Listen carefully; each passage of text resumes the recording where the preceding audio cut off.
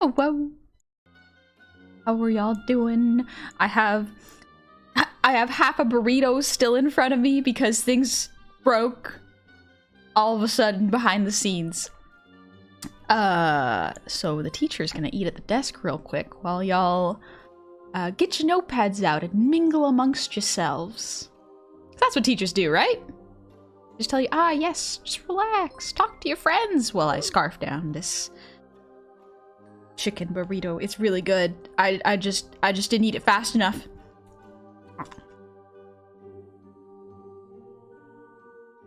Computer just went no and then killed chat. I couldn't read chat for a while. It was not great. Hi Gizmo. Notepad, I've had my art program on for the last 30 minutes. Well then you were extra early. Isn't that right? Isn't that right? So you kind of using the excuse of technical difficulties to avoid the hype train? Oh no!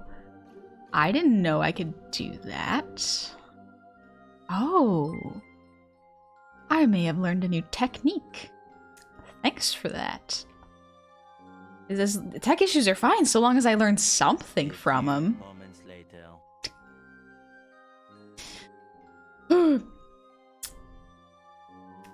Kept my word.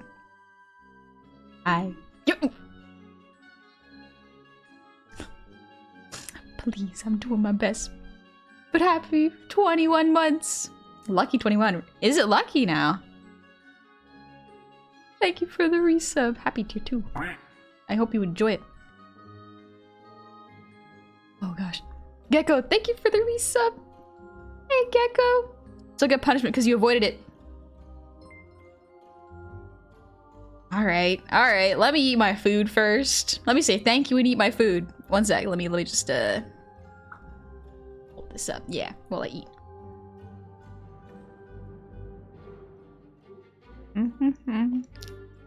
I'm taking attendance.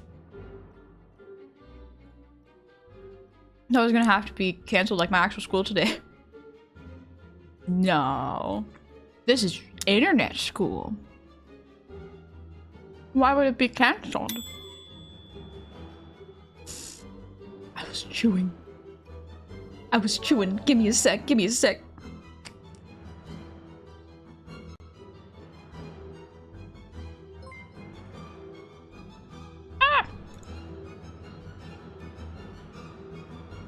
I didn't drink the water.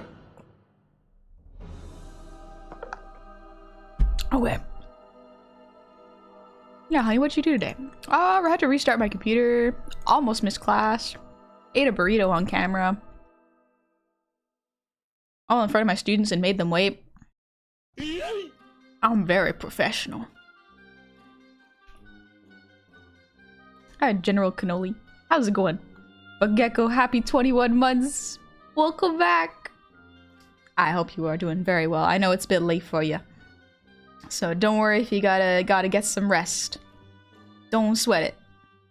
It's oh, my mods are really nice. Dang it.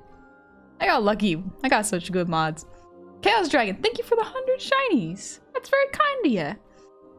And Reaper, thank you for the resub. Happy 17 months. Dry Bogo, thank you for the resub. Happy 7 months. Welcome back. Whew. Technical difficulties is the snow day of the internet. True. But we're good now. We're good now. Fortune, excited today. I had a hard time with light and shade and I've been working on a new piece the last couple of days for this stream. Ooh, that's awesome. That's really cool. Just 9:30? Okay. Okay.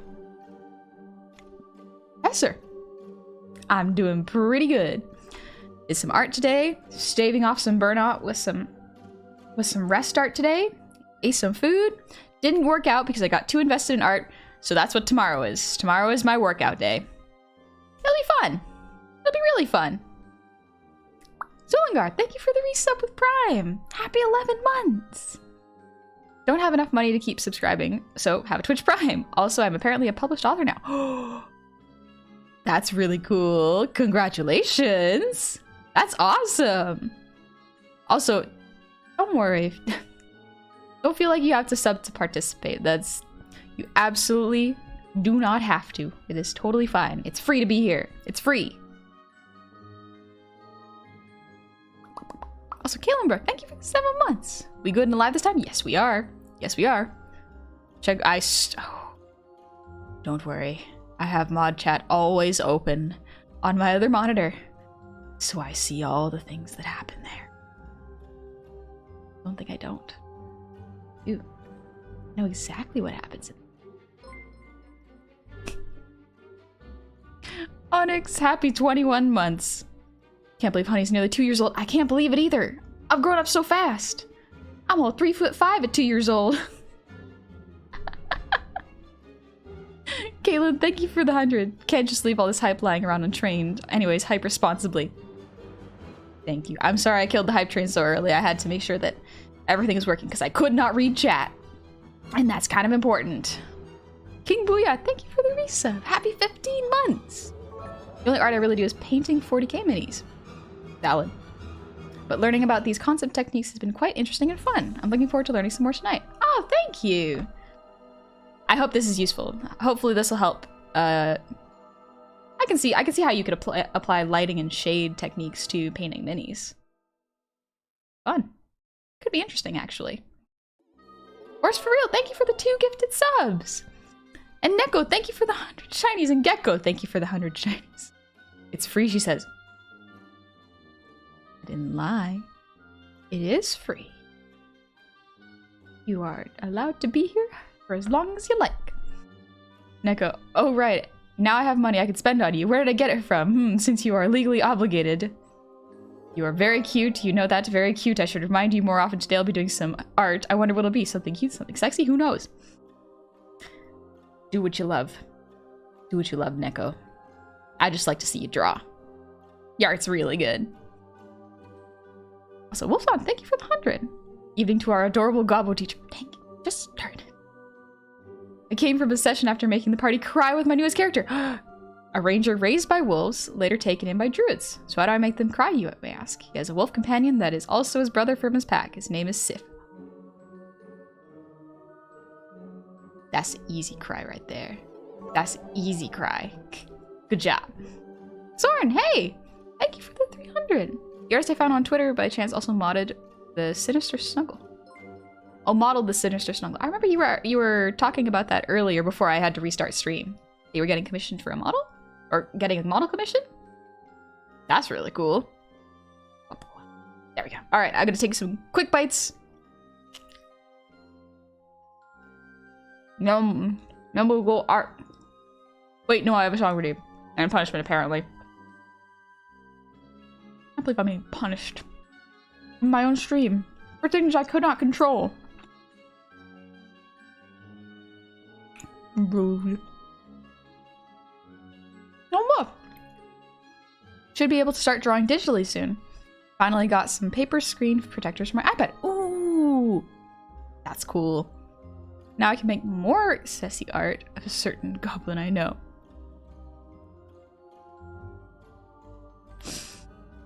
What about the way people say sassy is really funny to me. Thanks, Beta. Or Beta. But yeah, I hope you have fun drawing on your iPad. Just say the thing. What thing? What thing? I'm just eating a burrito.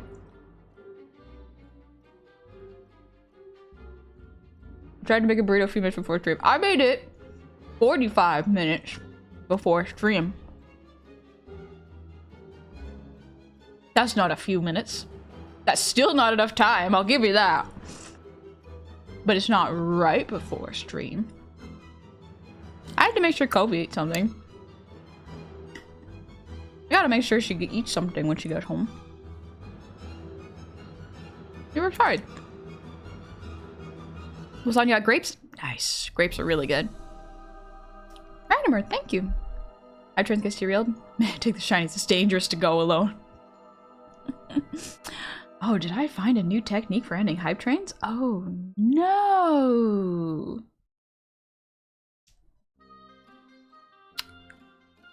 There's a lot of power I wield now. Yes, Dragon, thank you for the hydrate.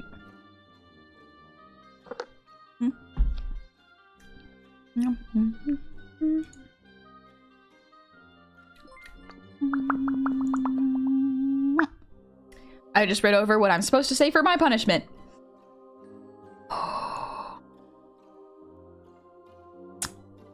Alrighty then. I still have a little bit of burrito left, so I'll do this. And then, I guess I'll eat the rest of my burrito afterwards. Drop my pen from my iPad. No, it broke. Ripper.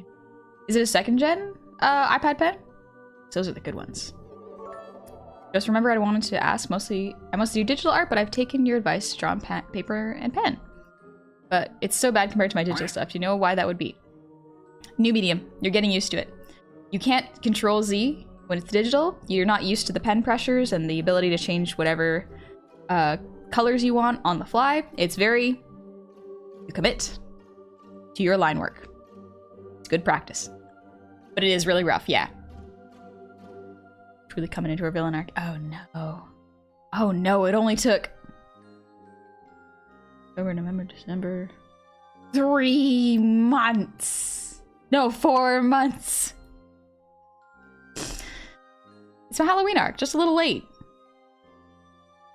Silvero, thank you for the posture check. Whew. Neko, thank you. Speaking of art, today or tomorrow, depending on the time, January 31st, it's been 1 year since I started drawing again.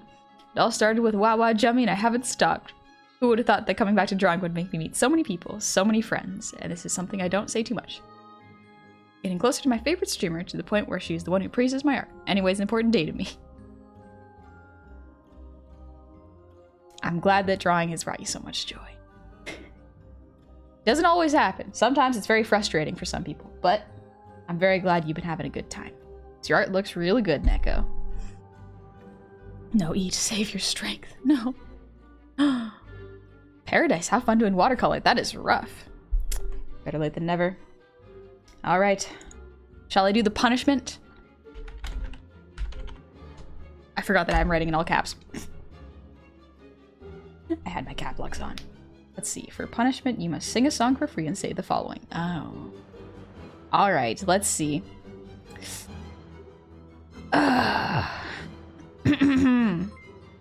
This is what I must read. It's scripted. It's entirely scripted. That's how you know it's a punishment.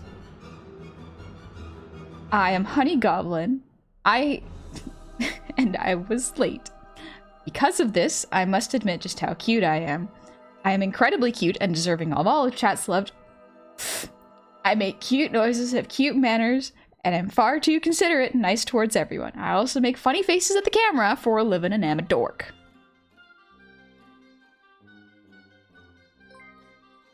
Now that wasn't so bad. Now I gotta sing y'all a song. I gotta serenade ya. Oh, I was muted? Oh no! Some of y'all didn't hear it? Shame. Truly, what a shame. Guess you'll just have to cope and get over it.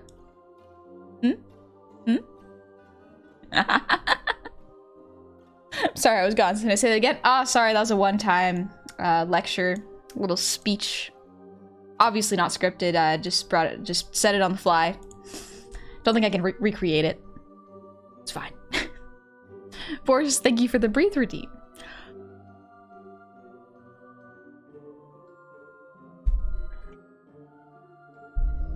I'm gonna scooch my desk up a little bit.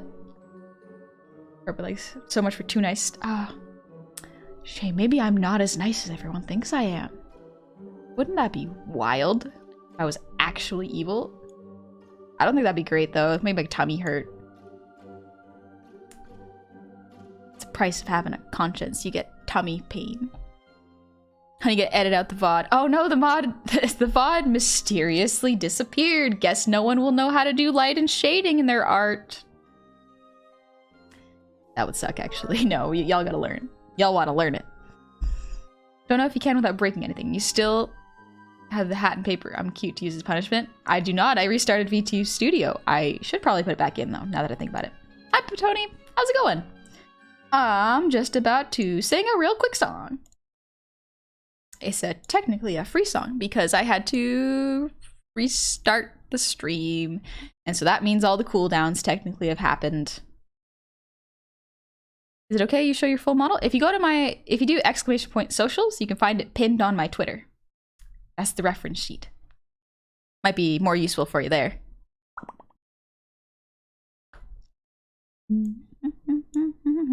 Not singing Nightmare Before Christmas. We ain't doing that. It's Monday. It's art time. Be fun. Maybe it wasn't my social. Maybe just... Wonder. Oh, there it is. It worked. Just took a while for some reason. Moobot, wake up.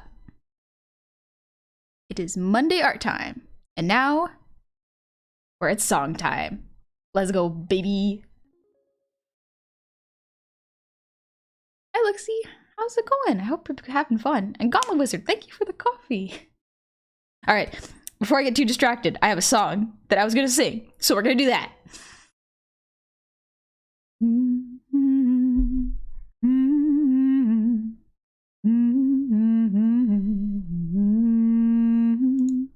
Okay.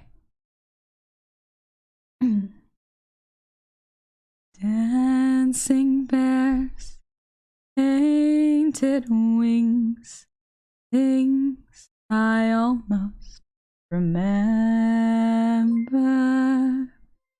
and a song someone sings once upon a December.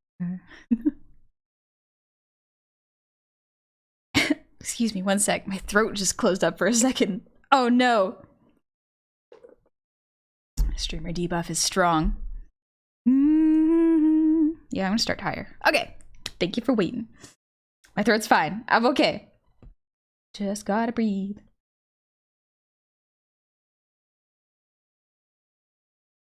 Dancing bears, painted wings, things I almost remember,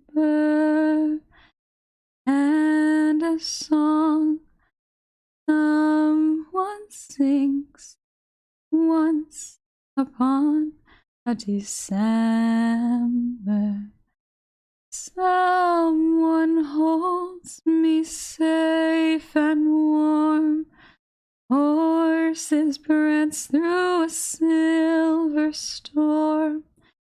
Figures dancing gracefully across my memory.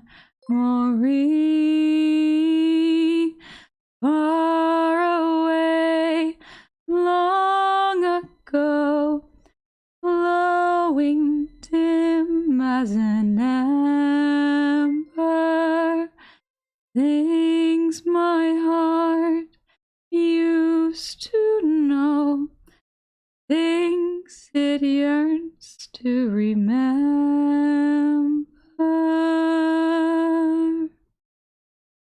and a song someone sings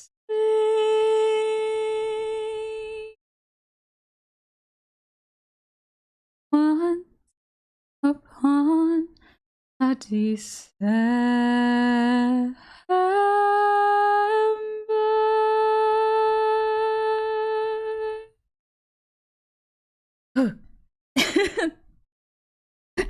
Excuse me. Thank you very much for waiting. Thanks, Gecko. Whew. Also, thank you, Guy. Have a good time tonight. Whew. Alrighty.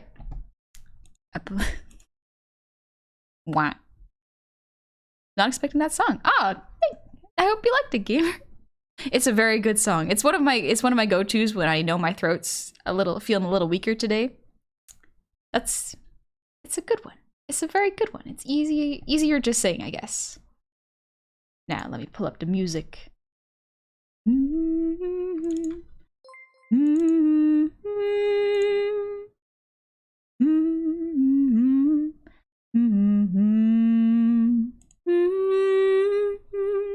Yeah, it's from Anastasia. Oh gosh, I was distracted looking for my music. I forgot.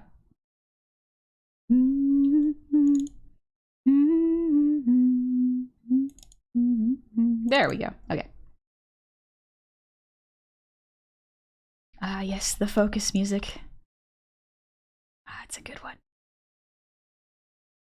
I really hope it's not too loud. That would kind of suck.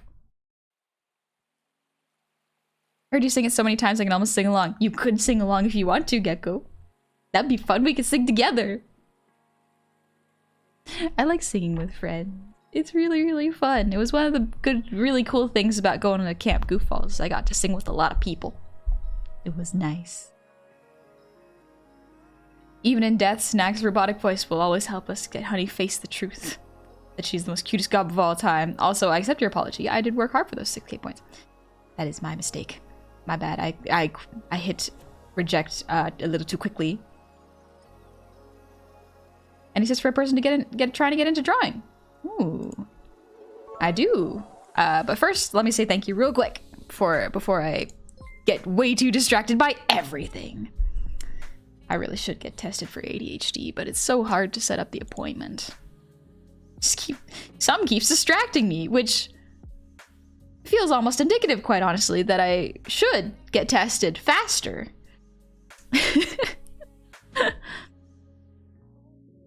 Neko, thank you for the 100 shinies. I don't know if you can without breaking anything. You still have the happy paper that says cute as punishment? No. I already read that, but my bad. Husky, thank you for the 5 gifted subs. Thank you very, very much. And Ketzer, thank you for the resub. Happy 4 months. You Goblin has a great singing voice. Thank you. And Cam, thank you for the 100 shinies. I did read that already. My bad. I missed. Focus. Focus, honey. It's not that hard. It's not that hard. I can do it. I can do it. Excuse me. Let me just move my plate over. Super.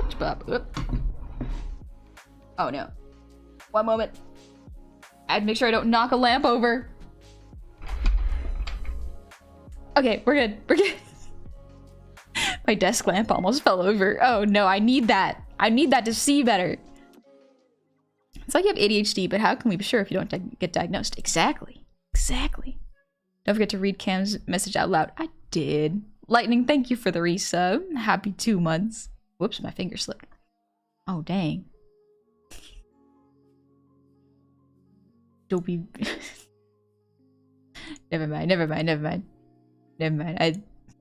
got nervous. Gecko, we good? I'm good. I'm doing pretty good. I'm suddenly much more stressed after that. Don't worry. Hopefully we can de-stress ourselves in just a moment. Let me switch over to art real quick. Oh. My hair shrink.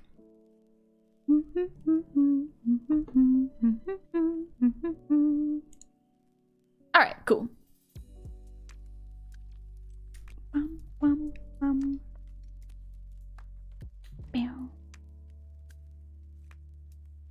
Why the tablet hand isn't showing up? Oh wait, I think I know why. There we go. It was minimized. Easy fix, thankfully.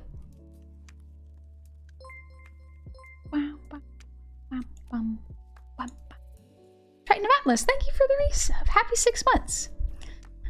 Neko, okay, time to lurk chat. I remind you that you can now make notes in class. Yes, you can indeed. Thank you, Neko, for that lovely emote. It's all thanks to you. What's your favorite part about this new model? Probably the expressiveness. I'm very proud of how it turned out in terms of like how well it tracks my features. It's quite nice. All right.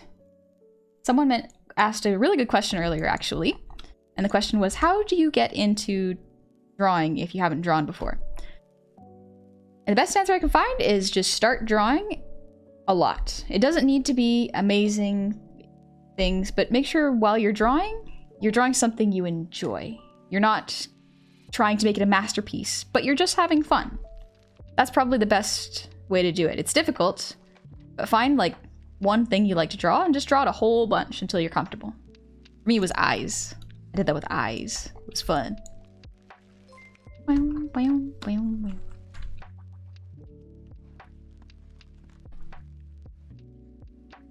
Light and shade, or shadow. We're gonna go over volume, intensity, direction, digital, and probably physical. This is what we're gonna go over for lighting and shading today. Napalm, thank you for the resub. Happy 20 months. How was your stream? Playing Bloodstained Ritual tonight? Hope it was fun. I love the aesthetic of vampire games. Just sharp, pointy, good. Very good silhouettes. Joshua, if your nose is dripping, just get a bunch of tissues next to you. That's probably the best you can do. Gotta wait it out. So, for volume, we're gonna go over the most annoying piece of homework I received while I was in art school. And the reason it is so annoying is because your teachers are right, you gotta learn it. But it is also tedious and just not really time consuming. It's just, it's fine. But it's important. So I can't be too mad about it. Nice penmanship, thank you. I'm just using calligraphy pen. Makes all of my writing look fancy. Meanwhile, if you just do it with this, it's just squiggles. Dingus, I'm your comfort streamer? Ayo. Thank you. Dad, thank you. My birthday was yesterday and I streamed for 7 hours. Ooh. We streamed for 7 hours today. It was great. Chad, don't worry, I clipped a confession. Even if she deletes it, I saved it in my computer so it will exist.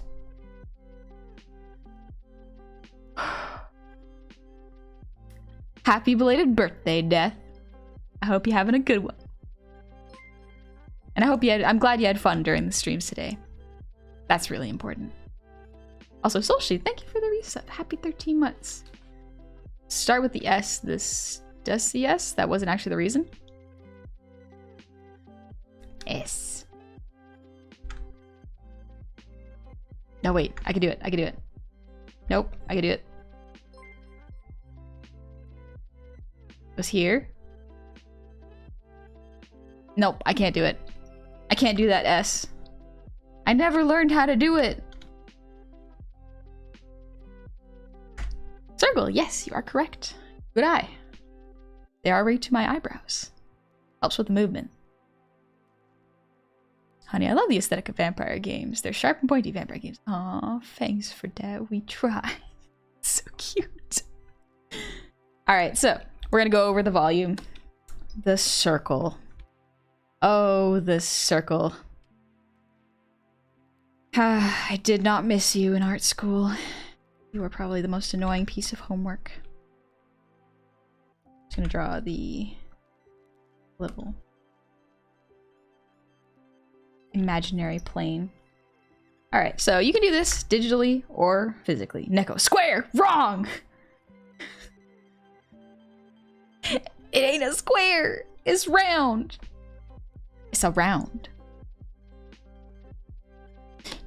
Alright, so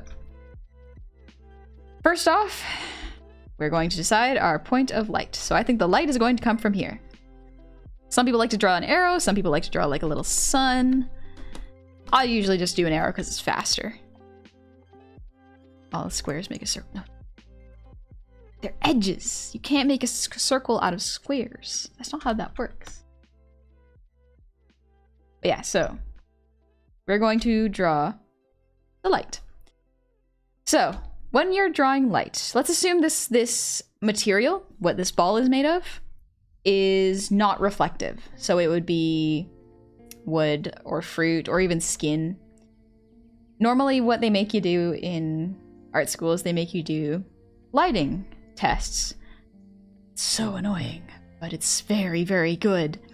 So what they'll do is they'll get you to choose 5 or more textures, such as skin, metal, wood, rock. I think what was the other one I did? think it did cake. It's just a texture test. But you choose the material, and then you draw how the light would react to the material. Skin ball. It would be a skin ball. You are absolutely right, Gloria. It looks weird if you do it correctly. Yes, I recognize my flesh round. But for this, we're going to keep it simple to something like wood.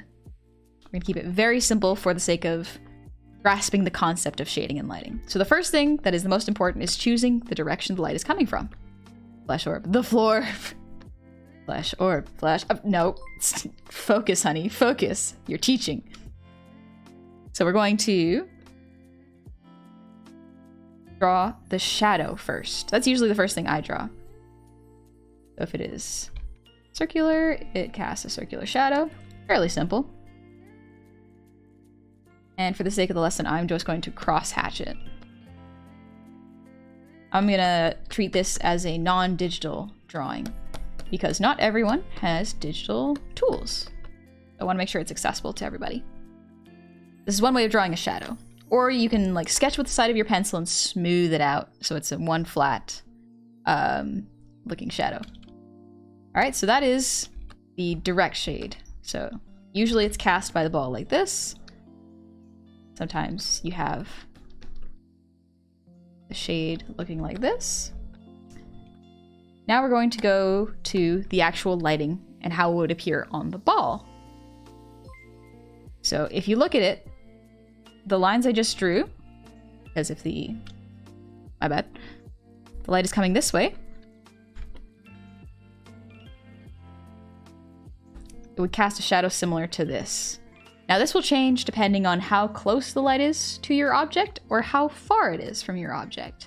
For that, I would recommend using reference.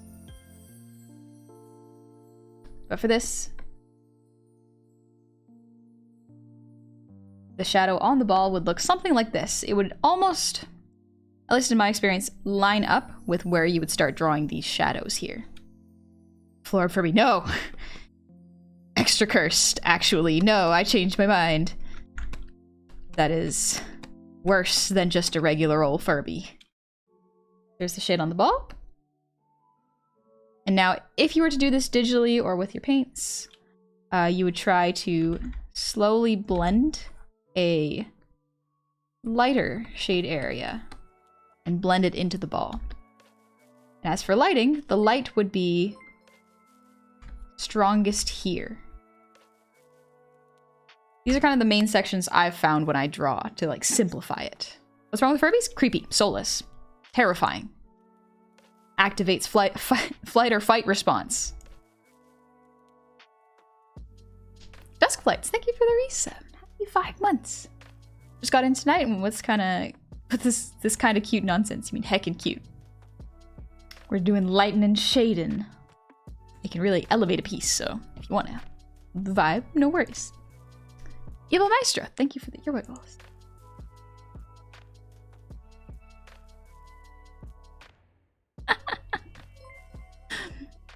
Flight, please. Flight response. Flight response. I want to fly.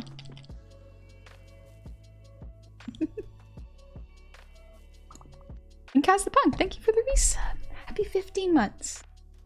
Holy shiitake mushrooms. 15 months of honey. This has lasted longer than any of my other commitments. Wow. That's impressive. Wow. Boris, thank you for the hydrate. I almost drank. You almost got me. Alright. I have 5 friends, they're all obsessed with Furbies. It's horrifying. They own a long Furby that they modified to look like a biblically accurate angel. Some people. I mean, can't say I wouldn't if I had a Furby, but I do not have a Furby because I refuse to bring one into my home. Alright, so that's pretty much the basics. I'm not going to go too in-depth with rendering and making it smooth and blending and making it look semi-realistic because that's pretty easy to find. If you look up lighting reference or lighting on a ball, it's very easy to find reference for this. This is more for cartoony style and grasping the concept. So that is volume. Fairly simple.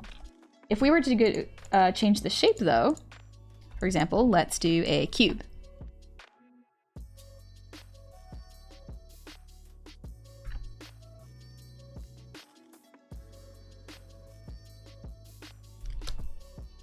Sugar cube. Oh, I should go buy some sugar cube. I've been using honey for a long while and it's delicious, but not quite the same. Then again, it's probably healthier for me if I don't grab them. Yeah, let's not grab them. Trying to be healthy. Alright, let's assume the light is still coming from the same direction. Shade would be similar. Let's see.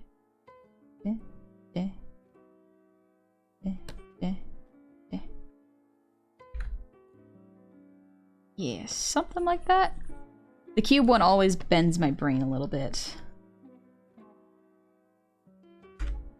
A cute you drawing yourself? I can do that at any time. You want to see a cute angle? There you go. Satisfied. Back to the other square as predicted. Ah, yes, the square. And then, same thing. Except that since these have harsher sides, the shading would probably be a little more pronounced. It'd be a bit lighter on this side, but most darkest on the side opposing of light. What's the cube made of? Wood. Let's just assume, for the sake of my sanity, it's wood.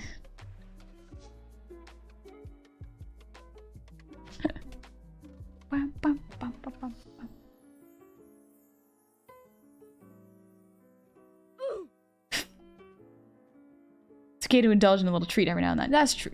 You're right. You're a worthy opponent, honey. I know. I know. I've gotten pretty good.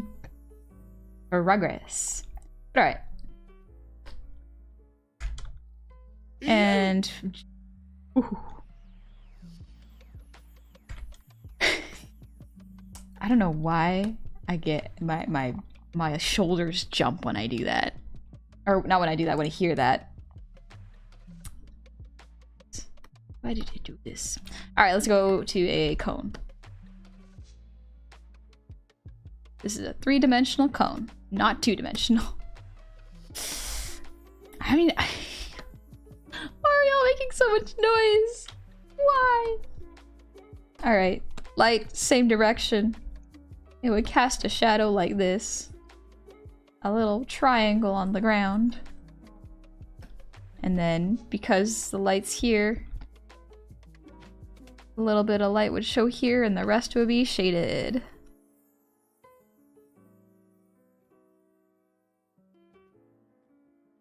And that is basically shading. I'm not gonna go into too much more detail because that would go into rendering and Moments later. I don't think introducing rendering before everyone's got a grasp on like anatomy and shading is a good idea. Not to mention, I'm not particularly strong at rendering. My style is very 2D and flat. Coffee has to be made of ice cream, right? What? Coffee has to be made of ice cream. Trying to mess with my brain. Oh, that was right lesson. Yeah. Class is over. You're dismissed. Your homework, become masters over the weekend. But no, so that's pretty much volume. It's fairly simple. It's basically imagining the object in 3D space and imagining, okay, if the light hits one side, the opposite side will have shading. They almost always are opposites. Now, it gets difficult when you get into multiple light sources, but that's pretty much it. As well as another bonus one that messes me up every time is the bounce light. So bounce light is when the light that is coming from here bounces off of the ground, and there is a slight bit of light here. Slight bit of, maybe not there. Cube's probably one where I wouldn't really worry about it. But then like a slight bit of light here. Maybe not there. I'm trying to remember if it was just spheres or if it was the other shapes too, because I remember training with mostly spheres. There was always bounce light, and my teacher would always just bother me about that. Why didn't you put bounce light, honey? Because I forgot about it. Jeez. Tell me the light is not really bouncing? Say it ain't so, honey. Tell me a light can bounce. Gecko, thank you for the 100. First distraction of the year. Dang it! Hold on, that's not messing with your brain, honey. This is messing with your brain. Why do you bake cookies but cook bacon?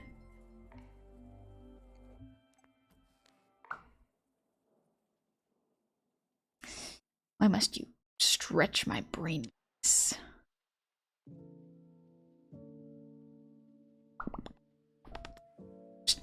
Gotta stop popping. It doesn't know exactly how important is bounce light, or does it just get more specific depending? So it's not... I shouldn't say it's not important. It is important. The more realistic you render your art, for example, if you are referencing real life and trying to render like the light on someone's face, and they're standing next to something reflective, or they're standing next to just even a flat surface that slightly reflects light. That is when you would add the bounce light. It's very subtle and soft, so it will take some practice, but it is an important thing to remember. Just wanted to pun ice cream for the cone, but autocorrect killed it. Oh, gotcha. Dude, I love Deco emotes. Deco's emotes are real good. They are very, very good. But the poppin' is cute. But it's so distracting. It's so distracting. Alright, so that is fairly simply volume. Intensity. Now that's a fun one to draw. Alright, I'm going to use yeah, we're gonna do, yeah. Oh, wrong color. Whoops. Easiest way to do this is probably to use a face. Excuse me while I draw a quick face. And flip it to make sure it's not crooked.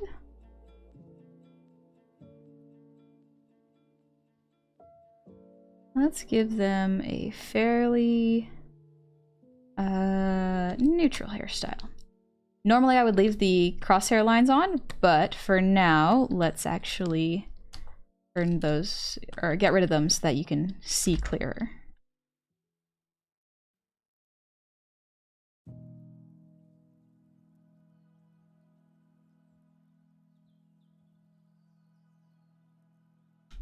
Gonna do this, keep the face really simple.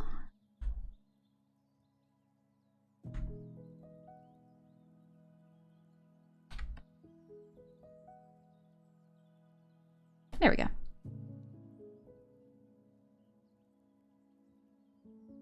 And then hair, let's just do swept to the side. And then I guess shave sides. Easy enough. Do the neck and shoulders.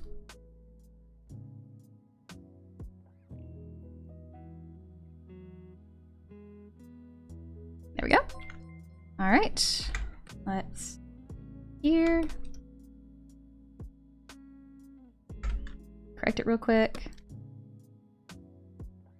Just want to make it clean so y'all can see what I mean when I do this.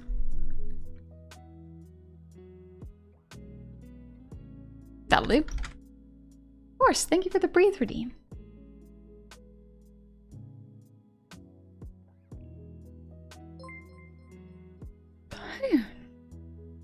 Best drawing 10 out of 10? Why, thank you, Maxie. Off-topic question if you don't mind. You draw using the whole arm or use the shoulder axis? I use the whole arm, personally. I try to use my shoulder, elbow, wrist, and fingers. Try to get as much of the long strokes in your elbow and your shoulder. That'll help prevent, you know, getting carpal tunnel in the long term. Now you got me falling or reverse my head. Please don't run Song of a Rock Band. I could do it. I could curse y'all with the earworms. Yeah, shoulders up should be fine. All right. They're multiplying.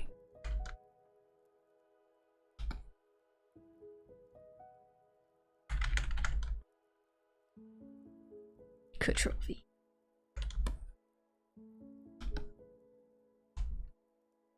That should be good.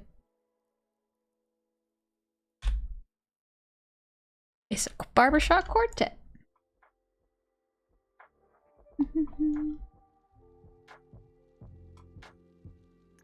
There we go. Actually, I realized I forgot to get rid of the middle part of the hair. Excuse me while I fix that real quick.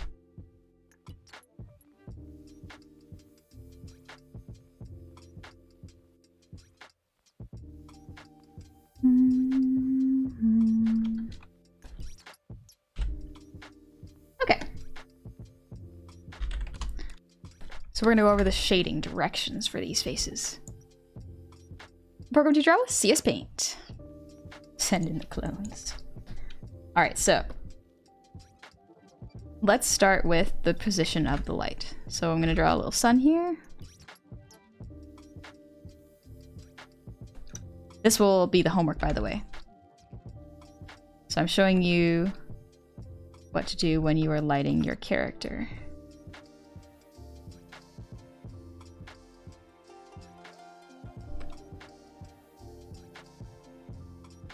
There we go. Little suns for everybody. I'm gonna shrink them a little bit so that there's more room. All right, one for you. One for you. One for you. And one for you. So we are gonna draw the shading that would be on these characters from different directions. Eleanor, thank you. Philly, yeah, I'm back. I had to restart. My computer was being wonky. Of course, thank you for the breather, Deem. I think I forgot that.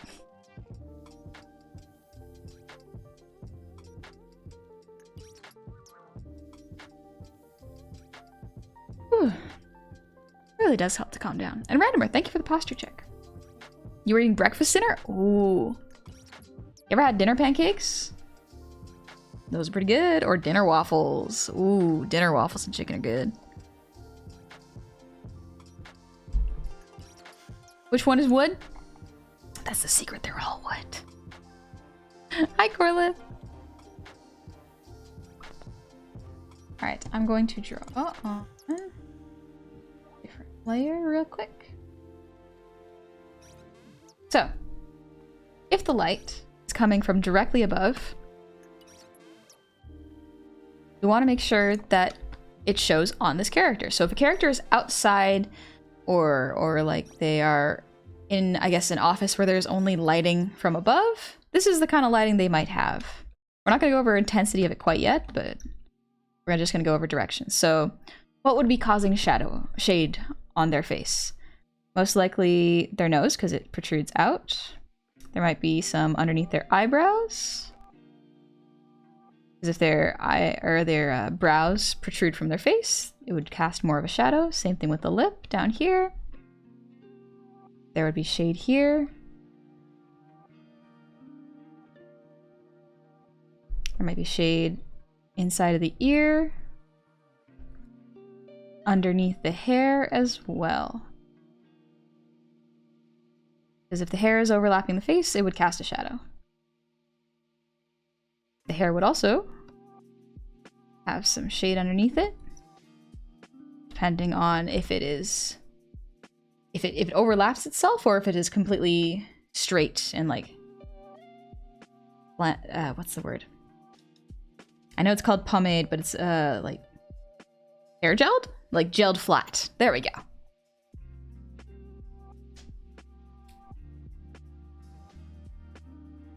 What? Circle, thanks for choosing what to get for dinner. Ooh, chicken and waffles. Go for it. Go for it. Go for it.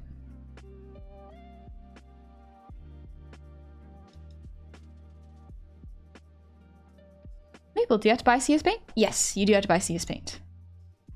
I think there's a free version as a trial, But you can't one-time purchase it. There is a one-time purchase license versus the monthly subscription. So make sure if you can, get that one, get that one. All right. Next up, if the light is coming from here, from the side of the face, about the same rules will apply. So if they have cheekbones, this most likely would show part of the nose is getting shaded like this. Might be a little bit of the brows as well. Side of the head would be dark. Side of the cheek if it protrudes.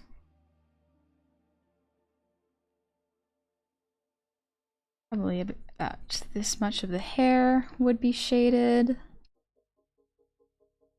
So while you're doing this in your mind, you're just kind of mapping out where the light would be touching and where it would be obstructed. Shade is where it would be obstructed, so we just want to make sure we do that. Probably a little bit here as well. Yeah. I just mentioned Krita before as well. I use it, it's free and pretty good. Yeah, Krita is a good one to try because it is free. And I've been told it is very good. Calamore, thank you for the 350 shinies. And comedy option, happy 20 months. That's a lot. That's a long time. Thank you very much. Welcome back. Nice gamer, I use IBS Paint. I never used that before. Or is it IBIS Paint? Also use Krita for my still amateur animations. Ooh, I didn't know you could do that. All right, similar to this, if the light is coming from this side, just think about where the light will be hitting and where it won't. So if you have the option to shade or use light, I'd say it's up to your discretion which one you'd like to do first. I personally like to shade first because if you do lighting first, sometimes you can't really tell where the light source is very well versus if you did shading first. Abigail, hiya. I hope you're doing well. Gary, shadows. Yeah. Shadows. They can be dramatic. Probably have the cheekbone. Part of the face here. Maybe part of the lip, actually. This. Almost looks like a superhero mask this way.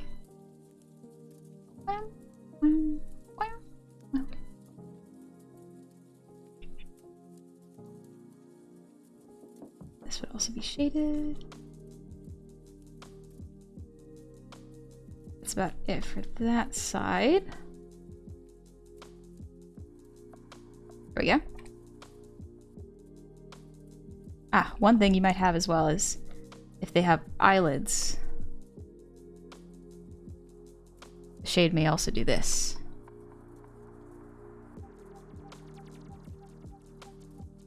Lighting's weird, but it's fun. Takes just a little bit of the brain work. Thanks, Miriak, for the head pats. And Yamaraichu, thank you for the resub. Happy 7 months. Welcome back. Your lurk like always. You have fun lurking. Thank you for being here. Just imagine if light actually hits you, like came up and smacked you right in the face. Can you imagine? I'd be defenseless. How can you defend against light? I like when you say if, like having body parts is a decision. Sometimes some people decide not to have the body parts in their drawing, and that's okay. All right, now if the light is coming from below, remember, anything that is potentially obstructing light will probably cast a shadow. So the collarbone may cast a shadow.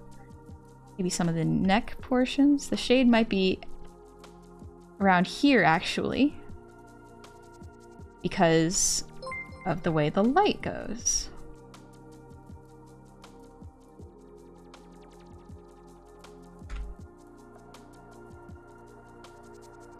Thick. Cutie. Fozboyo, thank you for the sub. My bad, I was thinking about how the light would hit this person's lips. But thank you for the sub. Welcome into the tavern. Hope you're having a good Monday. Sun is below? Oh no. Oh no. Let's see, the nose would probably have it. It sticks out a little bit, so it would obstruct the light. There might be a little bit in the forehead as well. Top of the hair. It's almost reverse. Well, yeah, it's almost reverse. What the other one was before.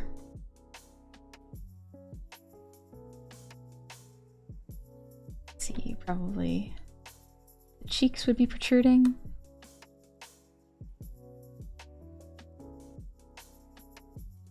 Probably the lip.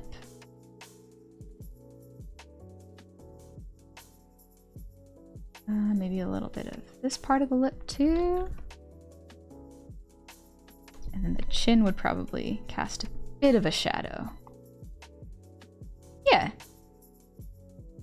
We've got 4, fairly simple. Actually, it would probably cast a shadow here too, now that I'm thinking about it. So here's 4 examples of how shading can look different depending on where the light source is at. It can be very different depending on where your light source is coming from. For example, from below is sometimes like if someone has a flashlight under their chin, they'd be telling spooky, scary stories. And so it looks similar like this. It's basically wherever you move the flashlight or the little sun, the shadows are gonna be on the opposite. I think I'll eventually do a series on making a model after Art 101. It's possible. I've thought about it. Where I found the art gun, I can now erase all the things. The art gun. The art gun's a pretty cool artist, actually. Now do 30-degree angles. 30-degree angles. Let's see if this is 90. 30 is this. I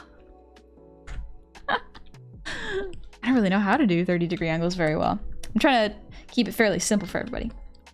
So if you were to do shading this way, what if we went light? If you were to do light, how would you draw it? Start over here. Very similar to the shading. Light can be a little bit harsh. Normally it follows the outline of the character from wherever it's pointing. On hair, it can also overlap a whole lot, so be aware.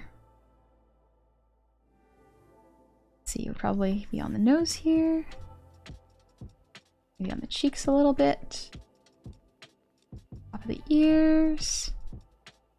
Maybe top of the lips. Chin. And shoulders. And collarbone.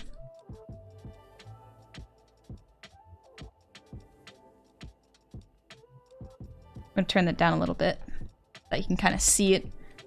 It's not too strong or overwhelming. 'Cause yeah, you can see how doing shading only is nice and clean. You can really understand where the light source is coming from. However, sometimes if you just do with light, it's not as easy to understand, and it doesn't look as appealing personally. So shading is preferred versus only lighting. But if you can have both, then your piece can be a little bit stronger. Nice lighting, the only thing I found hard in the shading. It is weirdly hard. And part of that is actually because of textures. Beware of hair. I'm fairly bald, so I hopefully remember that. Beware of it. Tiny Trev, thank you for the hydrate. No question. How would you the light work on a character that's all white? Depends on what the texture is. So the reason lighting can be very, very difficult is because light bounces off of textures differently. The easiest way to show this is if I pull up an example. So let me do that real quick. The reason that shading only on a character looks really good is because you can do general shading, and for the most part, it looks totally fine. Like hair shading is very similar to face shading, and skin shading, and object shading. However, lighting reacts and bounces. It's a bit different. Let's look at...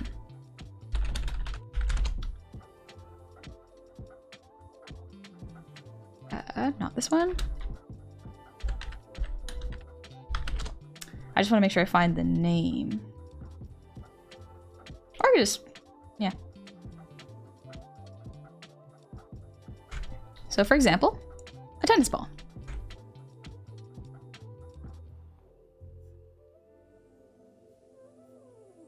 The tennis ball has two different textures, as you can probably see.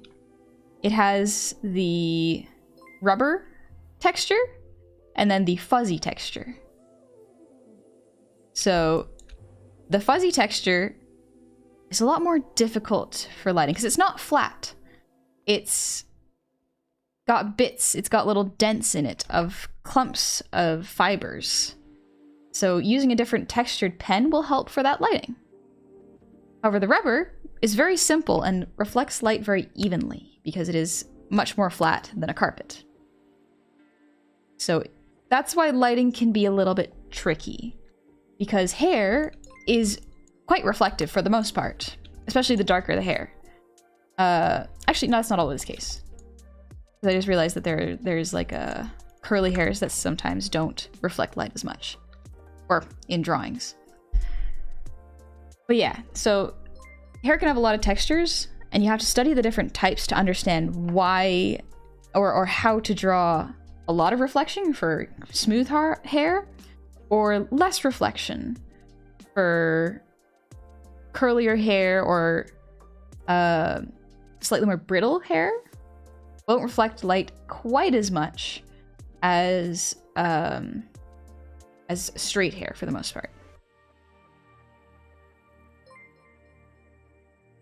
Similar to skin as well. I'm not going to get too far into skin because that's a whole thing entirely with different types of coloring, rendering, overtones and undertones. Even I don't really fully understand it. I like the flat colors with the shading layer and the lighting layer. Simple, easy, my brain grasps it very well. But skin has... Have you ever shone a flashlight through your hand? If you have, you'll notice that it is kind of see-through. You can see a lot of your hand anatomy through it. So light does that with skin.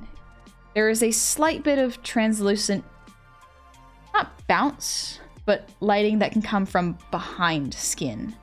And that's what can make it really tough to add lighting to. Because cartilage versus your hand is also different. Wood person with skin hair, there you go. Just do that. But yeah, so if you've seen someone shine a light through your ear, you can see it very clearly with the cartilage, but it's thicker with your hand, so the lighting would be more dull, but still present. It's very difficult to explain, and even more difficult to draw, which is unfortunate. My gosh, there's a 3D term? Which is... Forgot. What term is it?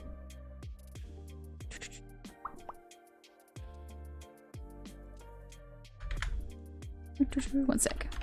Let me look up a quick reference.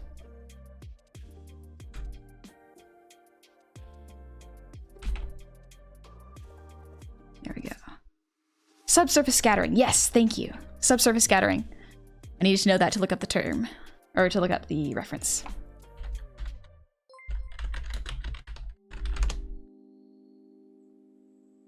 Ah, here's a good one. Thank you.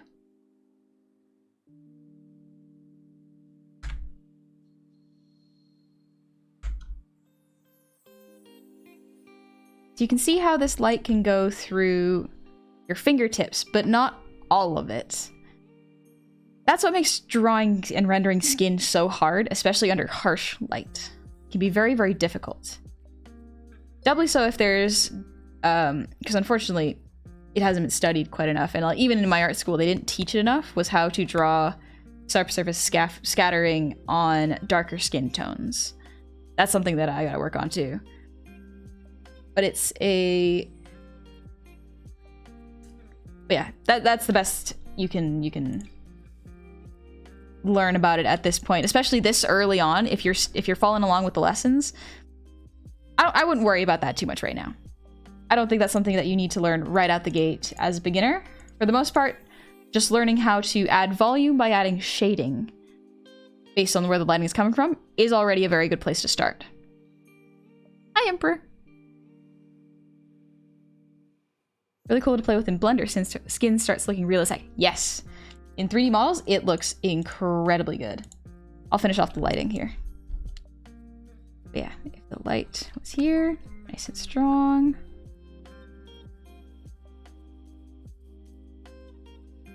Do that cleaner. Light would bounce here.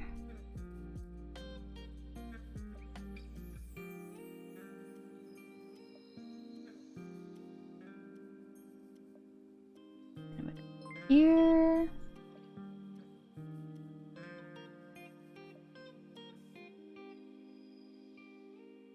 Yeah. Maybe this one. Yeah, that looks about right. We also go over to light directly behind something. Obviously the front would be more shade, but I struggled to where place the light. That's actually a good one. Thank you, Fortune. I will do that right after I finish these. I'll show you what it looks like going with the light right in front and behind. What's your favorite style to draw, particularly with difficult lighting? This kind. This is my absolute favorite. Because it's simple, you can look at it for a matter of seconds and understand where the light source is. I was actually very bad with art terms, so I don't know what style this is called. I just call this my style.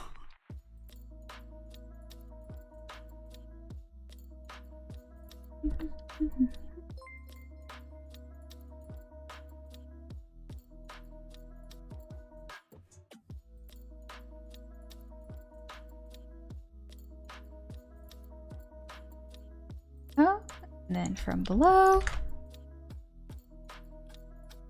Gotta go. Hope you have a great rest of your stream. Thanks, Tiny Trev. Thank you for dropping by. You have a good one too. Check before usage. Thank you for the resub with Prime. Up for 2 months. Welcome back. Gobble gobble gobble goo. Cartoon style? Okay, yeah. Guess this would be cartoon style. This is kind of how one of my old teachers drew. Yeah, if they're lighting from below, light source would hit the collarbone here. It would probably hit the throat. Maybe a little bit of here. Top lip. Base of the face. As well as the cheek highlights. The eyelids. Base of the nose. Outline of the face. Tops of the hair. Maybe a little bit of the top eyelid. That's about it, yeah. All right, let me show you from behind and from in front.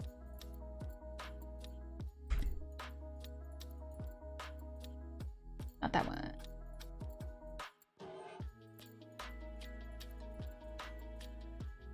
Just gonna copy one of these.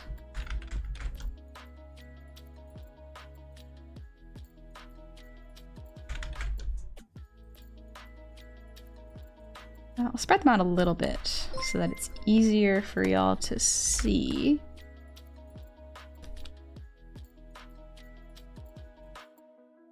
Instead of writing it as well, I will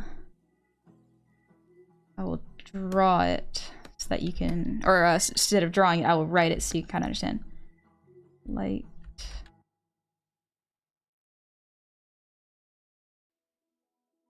Light in front and light behind. There we go.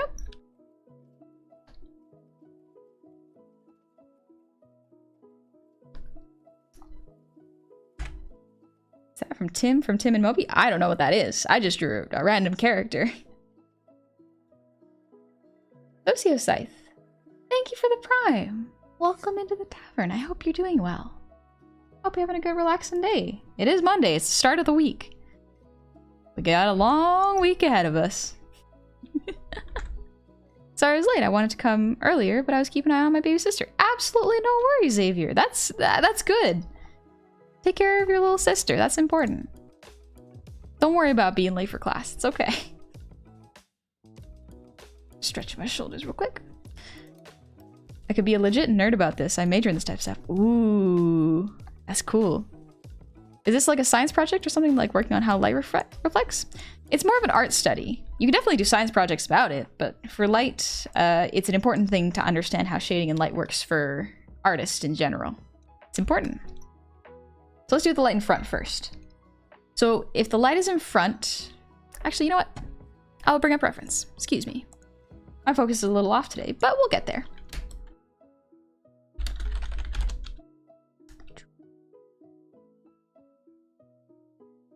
Here we go. This'll do. This is a very good example. Put it in there. This is one for backlighting. Just got out of school now for a new lesson? Yep. You're learning new things.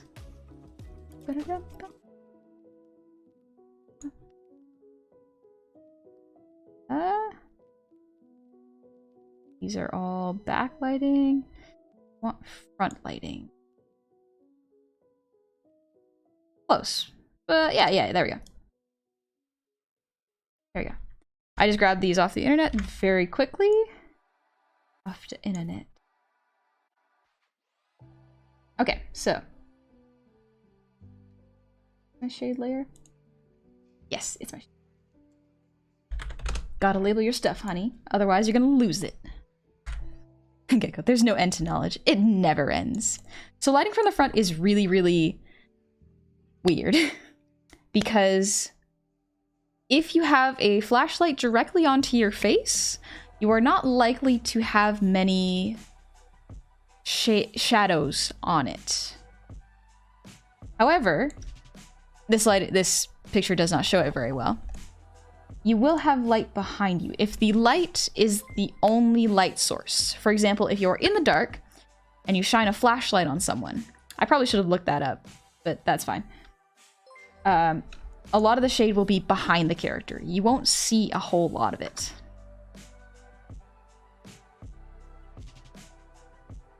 Honey lacking focus? Impossible. Doesn't sound right.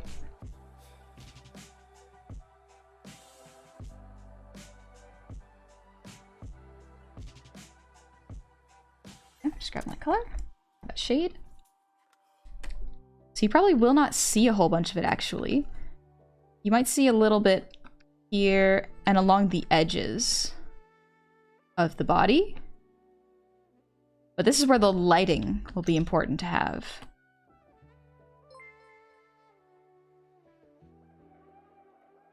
Let's see. Yeah, not a whole lot of it would show on the face. Maybe a little bit on the nostrils. And a little bit if around the hair. So you're almost re-outlining the character. And if the hair overlaps the face, a little might show on the face. But yeah, it's strange. It doesn't look like much, but this is what it would look like from the front. Now from the back, it's a little different. If the light is behind the character, you could almost just grab everything. If you want a really quick way of doing it. Simplified cartoony style, buddy.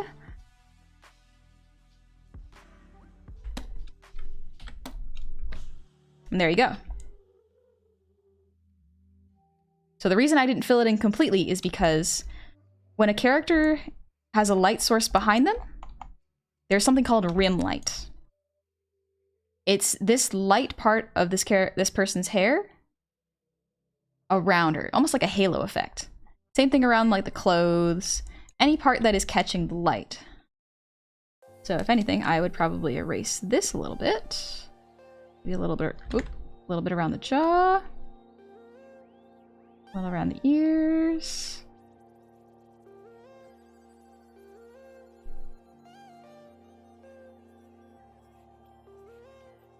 And there you go. Again, you don't really have to add the lighting layer. You can if you'd like to. For this, I will so that I can show you what it would look like.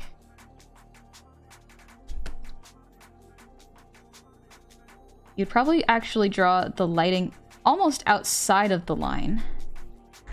So if a character was standing in front of a sunset or a sunrise, the light would bounce off of the skin so slightly, as well as just the silhouette in general, to give it the effect that the light is being blocked. Like this. Not necessary, but it does add a little bit extra something. Almost the opposite for the front view. The light would mostly be getting captured by pretty much everything. And then the little shading around is... there we go. Is what you would focus on. There we go. Hopefully that makes sense. YouTube is a new swear word. Gotta spread the good word. I think it would be. Rim lighting is so fun because it's very easy to make it look super dramatic. Yes, it is. It's really, really fun. All right, let me move everything up real quick.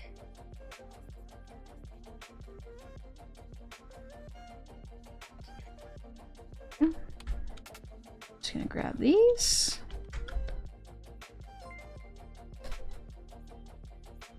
Get rid of these examples.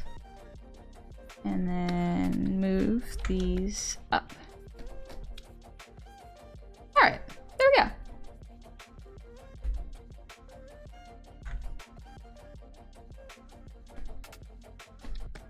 Any questions about light sources or shading or lighting in general so far? Good night, Shadow. Take it easy. But the light inside of Woodman, make them glow. That's a little complex for a beginner, and even for me, not gonna lie. How's your day going, my friend? Thanks, Karaskin Kuyo. It's going really good. I had a great day today. I did a whole bunch of art just for myself to make sure I didn't burn out on anything. Mondays are kind of a little bit... They're like my days off, because I stream on Saturdays, and so while I'm in that work mood, I work for the rest of the day anyways, so I end up doing any commissions I have or any assets I need to make. And then Sunday I got D&D. Buddy, let's go. And then, so Monday I take it easy. Husky, thank you for the posture check. Ah, my neck. It's fine. I'm fine. Tabisco, thank you for the raid. Welcome in, raiders. How are you doing? Considering how we biologically rely, for the most part, on 2 light receptor organs to experience our surroundings, it figures that studying the mechanics of light would be important if one wishes to create convincing simulacra. Yeah. Thank you, Gecko. Oh, you're doing art. What were y'all drawing? Goblin dies. Not today. Today we are learning. Perhaps another day. Can you do one on the diagonal for chat? Sure, why not? I'll do a diagonal one. Scooch these over.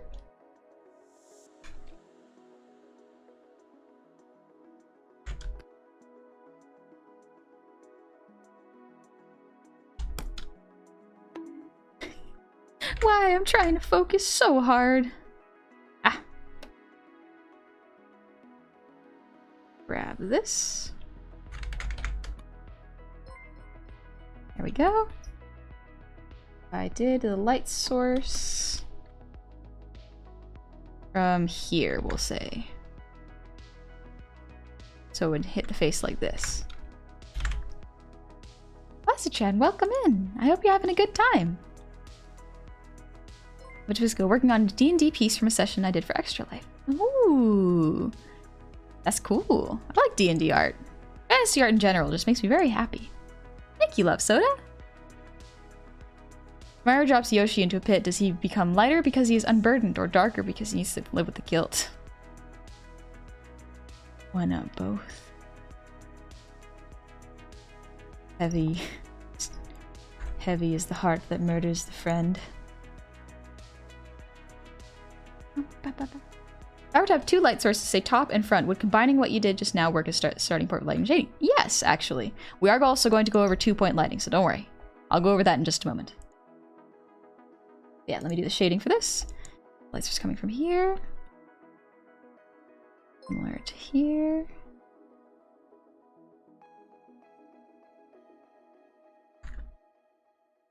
A little bit of... Oh, of course. I drew on the wrong layer. That's okay. We'll just do it over here. The nose here would probably... Yeah, coming down this way. So it would still have under the nose. Might even have a little bit under that brow. The hair would give some shading. Would also be shaded slightly.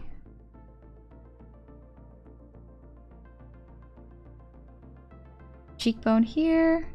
A little under the lip. And over there. Under the chin slightly. Shading would also be under the chin, but slightly over.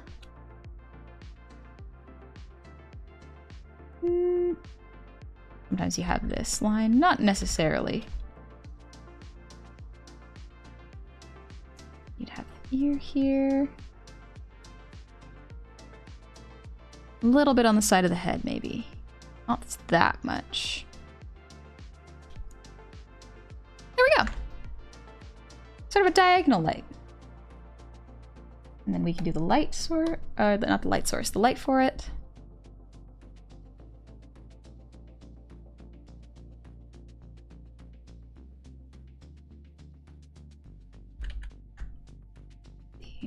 Hit the ear, hit this side of the nose. Get a little bit here, the cheek, a little bit here too.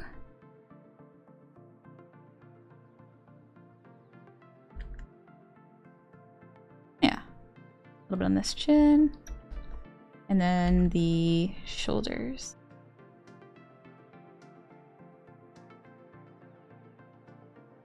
This one as well. On the top of the nose too. There we go. Yeah, thank you for the breathe routine.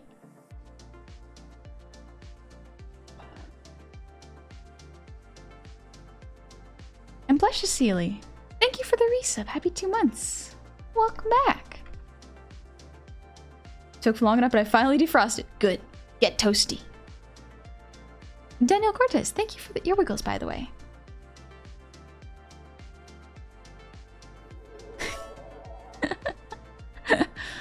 Oh, hard not to laugh at that. Yugi Nami, thank you for the 100 shinies. That's very kind of you. Thank you. But yeah, so that we have from above, from the right side or left side, and then the opposite side below, a little bit from the top diagonally down, and then from behind and from front. Any other questions while we're here? Thanks for your earwiggles, miss them. No worries, Starkis. I'm glad you like them so much. I go, excuse me, teacher, why are you so cute? No, you actually is the educated response. The alert of getting knocked over by shinies makes me giggle. Thank you. I'm glad you like it. Sorry for repeating, but can we look at something involving wrinkles and waves? Something you see in a blanket or clothing? Unless that would be a lot. No, that wouldn't be a lot. We can totally do that. Right now we're focusing on people, but let me actually put that into the lesson plan. Oh, of course I wrote everything backwards. All right. I'll add fabric in there for you.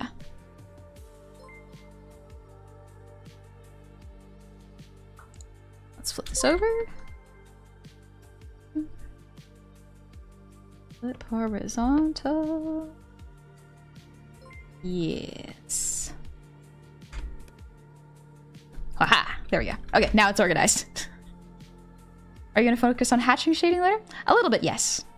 This is, for the most part, most of what I've gone over so far can apply to both digital and physical drawing. But some techniques will not be applicable for physical drawing. Hatching is applicable for both, so I will do my best to go over that. I don't use hatching too often, but I can go over it a little. It's a message from science. Honey has been confirmed cute. Death. dare you? Leaking science secrets now. Cutting objects? Yeah, alright. Put that in with fabric.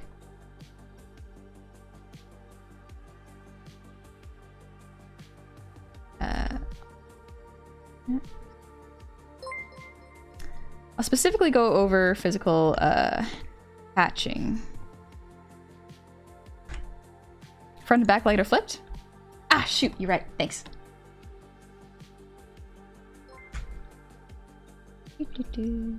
Cancel. Instead, move this one.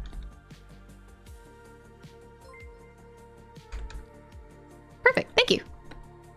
I appreciate that. Speaking of fabric and lighting, have you considered shiny latex as a highlight study? Ooh, I have not. I haven't done too many in-depth studies of lighting and shading. Most of what I know of is fairly basic cartoon-esque shading because that's what my brain grasps really well, is the simplified versions of it. What would you look like with some lipstick but only the bottom lip? Unless it is you already have.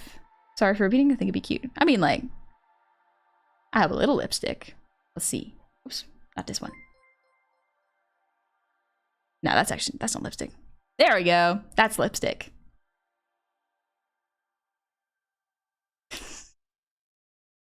Getting all dressed up for class.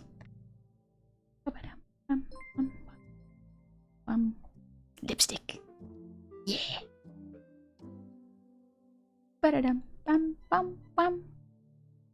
Would it be relevant to bring up light as a molecular level and explain the wavelengths of visible light as well as the wave spectrum?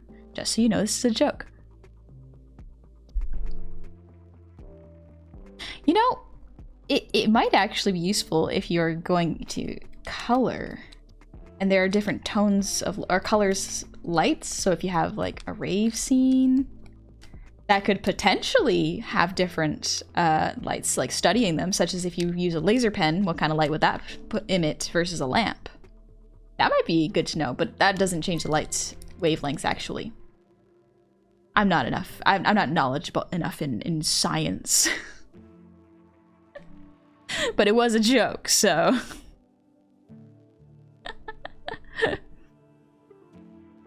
Bam, bam. Game, how to join the Discord. Was looking at your VOD number 5 and wouldn't mind some criticism. If you do !Discord, you can get in. There is a password to get in though, so you must read the rules very carefully. I've heard that there are some programs that help you emulate sunlight for shading. I haven't played around with those kind of things yet. Could be useful. I think, if I remember correctly, there was an AI program that did that. I have no idea how safe or smart it is. I just remember seeing something like that existing. And it kind of works, but you do lose a lot of the... It doesn't always detect what needs shading and lighting, though, as far as I've seen. So the best thing is just to take a photo, like a photo of yourself with the lighting you like, and reference that. Looked away for a minute and came back to lips. Don't worry about it. Don't worry about it. Hi, Roboso. Welcome in. Professor Hunt, I think a little makeup in your eyes will make you look prettier. Just a little bit? A teensy bit? Like a little pop of color? Alright then, I'll leave that on. I just go somewhere in the middle of painting and cartooning. Yeah, I like the middle. The middle's pretty nice. Alright, so that'll be... Let's go to... We've gone over volume and direction. Let's go over intensity. Actually, intensity is... Yeah, okay. I'm trying to think of the simplest way to explain intensity. It's a fairly quick note, but it is important nonetheless. So if I were to draw 2 circles... We're going back to circles, baby! Oh, if my teachers could see me now. Oh, honey, you're going to need to learn how to draw circles and then shade and light them. I know. I know, Professor, I know. The squares again? I know. It always comes back to squares and circles. Honey, dress up day. I mean, I could always dress up a little bit. A little bit. It's like a bit of an occasion when I do art. Minikuma, thank you for the sub. Welcome into the tavern. I hope you're doing good. Also, KSA Spike, thank you for the hydrate. Oh, I want more. I got 2 water bottles today. I'm prepared. Alternative squares. Need I go over shapes? Also, Chaos Dragon, thank you for the prime. Welcome in. That's very kind of you. And Asian Roll, thank you for the sub. Welcome into the tavern. Happy Monday. Ever wonder how they came up with the word circle to describe a circular object? You could wonder that for almost anything, quite honestly. All right. So, jeez. Good morning. It's not morning. Good evening. For squares over circles? Well, then you can draw and shade your own squares. I want to draw circles because they're easier to manage for me. Right.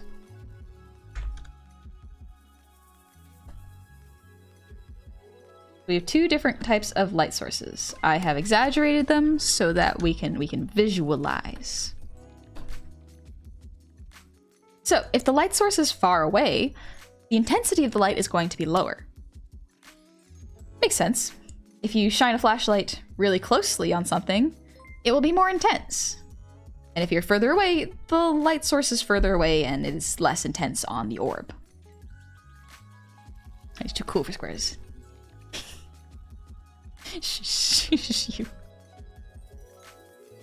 So, let's assume it's from above, just for the sake of the exercise.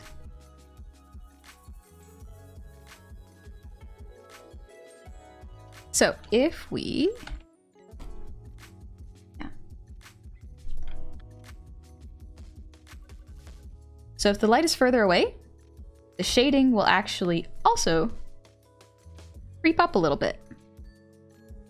The shadow will creep up the object because the light is weaker. It will also be a little bit softer. So if you're doing this digitally, you would blend. Same thing if you were doing it physically.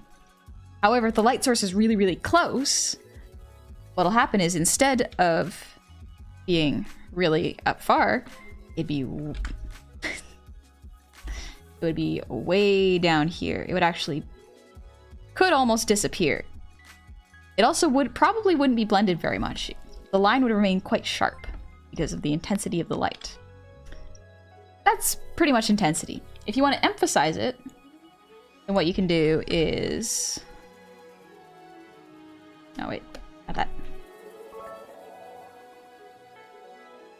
If you want to emphasize it, what you can do is you can make the shadow stronger or darker on the more high intensity object. Quick question unrelated to art. Have you heard of a game called 922? I have not. I imagine it'd be worse if your teachers said nothing and just watched over your shoulder all smug like, told you were gonna need to learn all this. Oh, it would have been way worse. Device you use for art? Exclamation point tools. Actually, I can do that. There we go. Ta-da!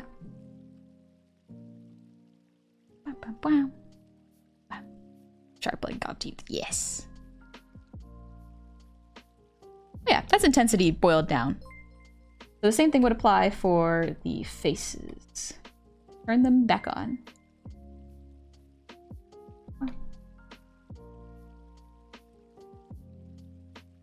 There we go. So if I were to turn them back on and to make them more intense, I would cheat it a little bit and I would literally just go, okay, control you, dark. That's what I would do to make it more intense, just as a quick, easy, this is simpler than going in individually and blurring. But for general shading, I'll leave it at this gray. Hey dog. No worries, I'm glad you find this helpful. Hi Diamond. Yuganami, thank you for the 100. And Munikuma, thank you for the 100. Random question, do you like 90s cartoons? I didn't watch very many 90s cartoons. I did like the 90s Spider-Man though. I didn't watch that till like 2000s though.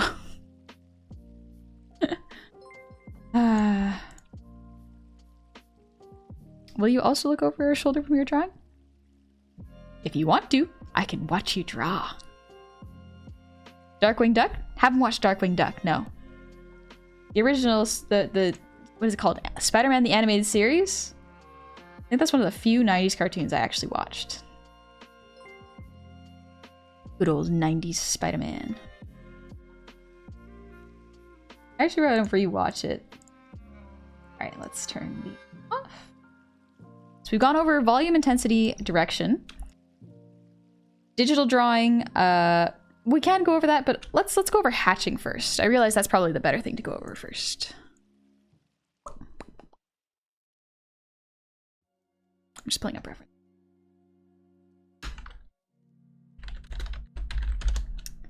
Double checking. Yeah, this is probably...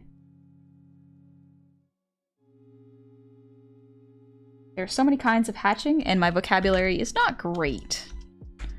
Probably the best example I could find. So when drawing physically versus drawing digitally, you are going to run into different limitations. So these techniques are really good for different ways of shading. Do I know how to do these? Not well. However, I will do my best to replicate it. Wrong pen. Wrong color. Why did I draw a new circle? There we go. Okay. Have you watched a lot of, or any cartoons during your childhood? I think I was like an Adventure Time kid. I watched a lot of Adventure Time. I still do to this day. It's like a comfort show for me. A lot of Cartoon Network stuff. I wasn't allowed to watch cable when I was a kid. I think I watched a little bit of SpongeBob and some Fairly Odd Parents. Echo, there will be Q&A later. Honey is easily distracted. Ah, yes. Good call. Let's pin this. There we go.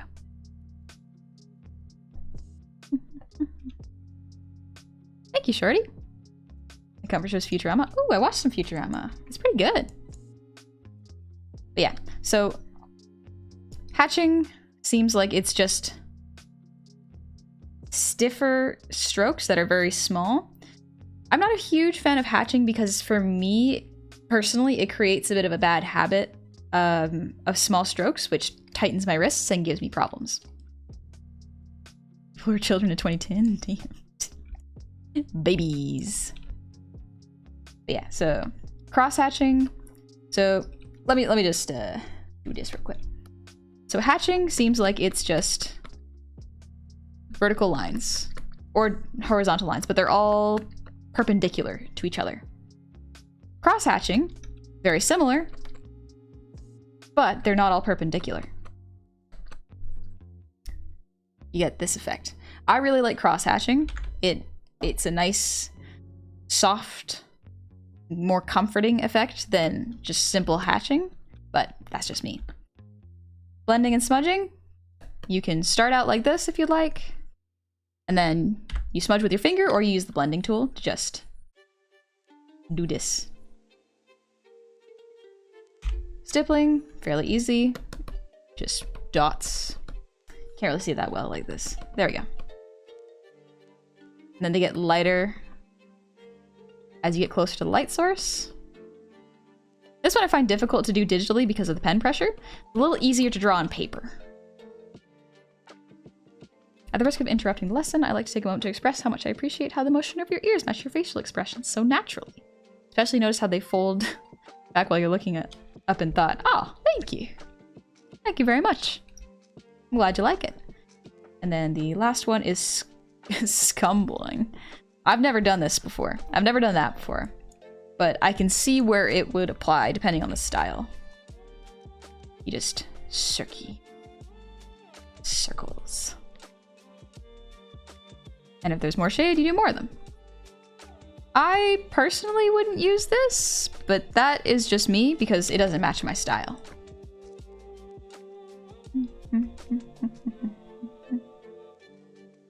So personally, I like to use cross-hatching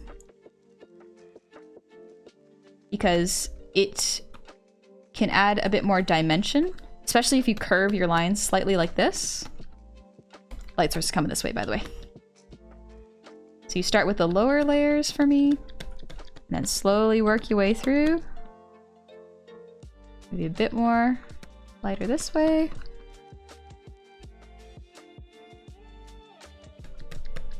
The thing with cross-hatching that's nice is that you can layer it.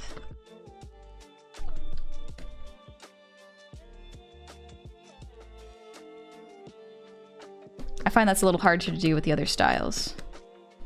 But that might just be because I haven't practiced them as much. Kind of like that. Man, drawing hard, me confused. Drawing is difficult. It takes a long time, takes a lot of practice, but anyone can draw. Good question. Play any video games? Yes, I play FromSoft games. Mostly. Embrace scumble supremacy. Really? I guess, yeah, actually. You know what? Yeah, I can think of places this would be useful. This would be useful for drawing the tennis ball. If you are drawing on a piece of paper with pencil, this would actually be very, very good for drawing with a tennis ball. Scumbling might actually be really good for textures. Like if you're doing wool or hair, like a ball of hair, or even like dreads, kind of. I can see how scrumbling would be very, very, very good for that.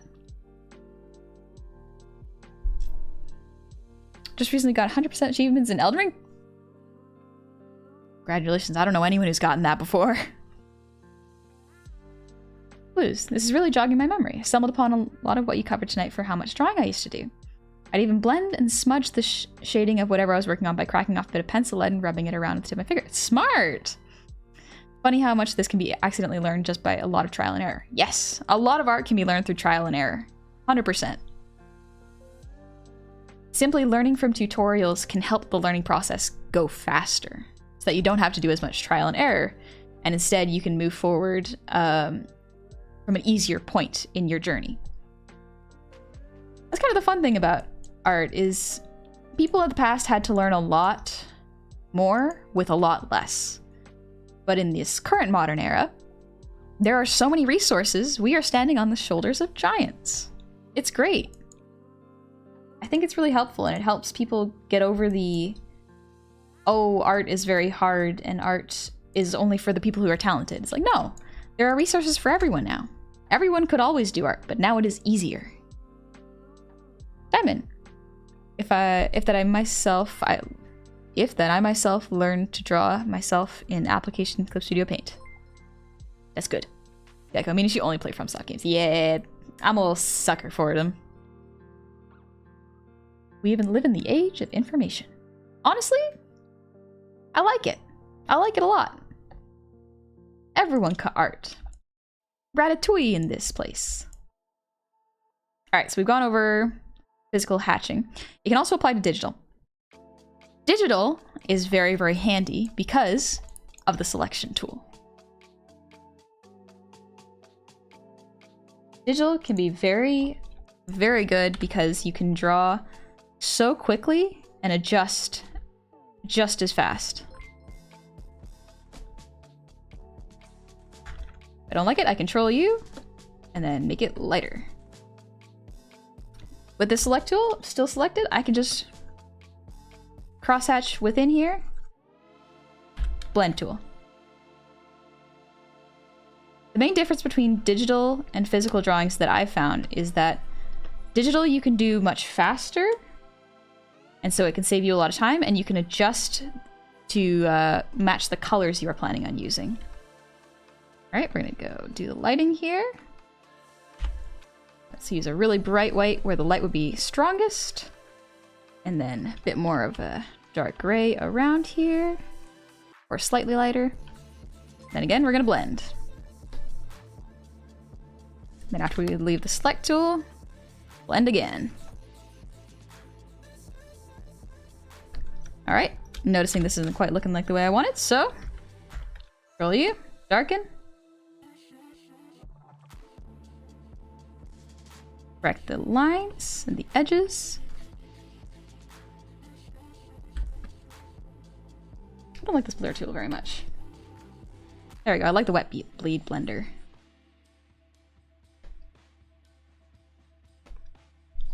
Makes it feel a bit more painter-like.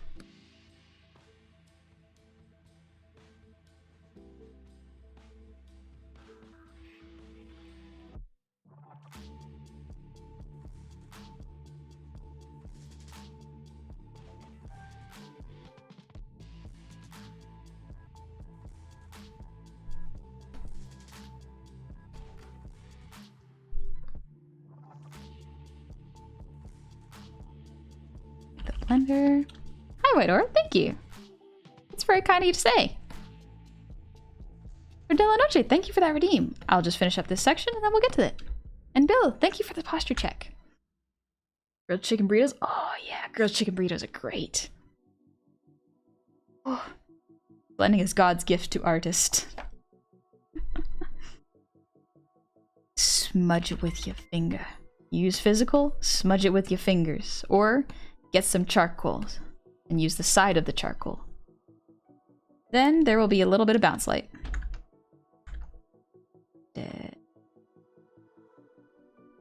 There we go.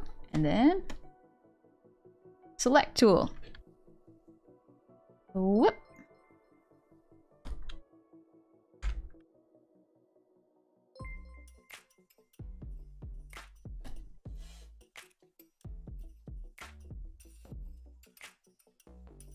This is very quickly done, by the way.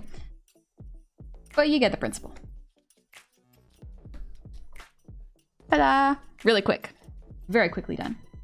In fact, I might lighten the shadow a little bit. Digital can make things go really quickly. And that is very, very good. It means you can fail faster so that you learn from your mistakes quicker. However, there are benefits to drawing on paper as well. One of the big benefits I've found is learning how to commit with your brush strokes. That's something that a lot of beginner digital artists have a hard time with. What size and blend amount do you use? Honestly, I just use the presets and make the brush bigger or smaller. I don't fiddle too much with the type of brushes. Thanks, Endeavor. I'm starting to fall asleep, so I'll leave you with your squares. Have a good night, Goblin. Good night, Gecko. Thank you for coming and get some rest. Hope you have a good one. Can the shadow be behind the ball? Yeah, it should. 1 second. I can fix that.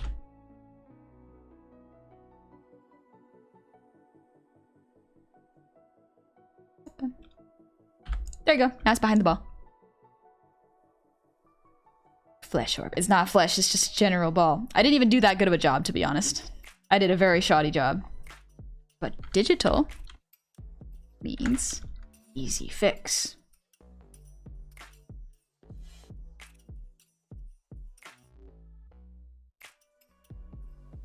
There you go. It's not bad. I use Krita. What program do you use? I use Clip Studio. Honestly, use whatever you're comfortable with and whatever is within your budget.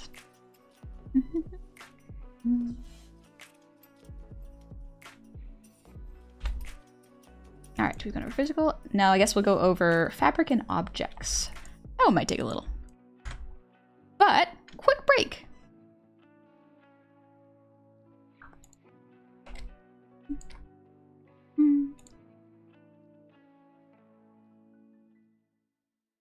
Wrong one.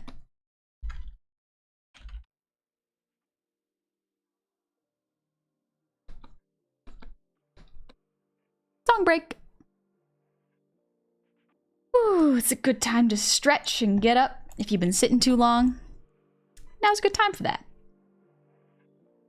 You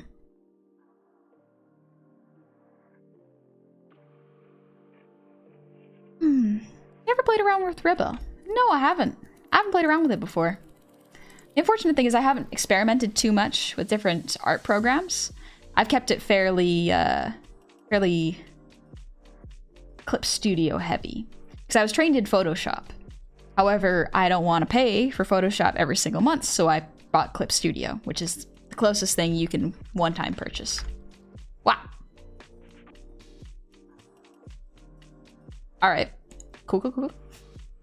Didn't know I was doing that. All right. I learn a new hotkey every day. Piracy. You didn't hear it from me. Adobe with their licenses and whatnot. Ugh. Blah. Can I just buy something once and then it worked like that? And then if a new version come out, I buy the new version? Please? Please? Miss Adobe Creative Suite? Some of it was good. Some of it was good. Oh, thank you, Vortex. I'm glad you like it. That's quite a compliment. You're the first person to introduce me to the song and it quickly became one of my top winter songs. Which one? Cool fact about Once Upon a December?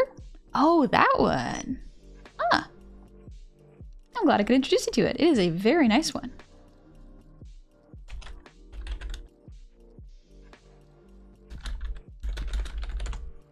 I've been feeling very Disney and animated mood. Madame Mitarashi, thank you for the hydrate. Yeah, Anastasia.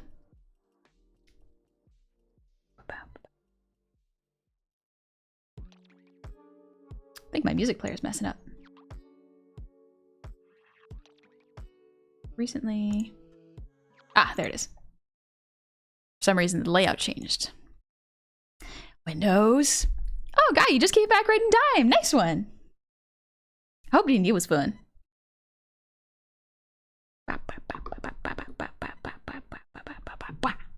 Disney songs. Yes. Yes. Oh, I love Disney songs. A bear. Disney song? Yeah. Yeah. Let's go.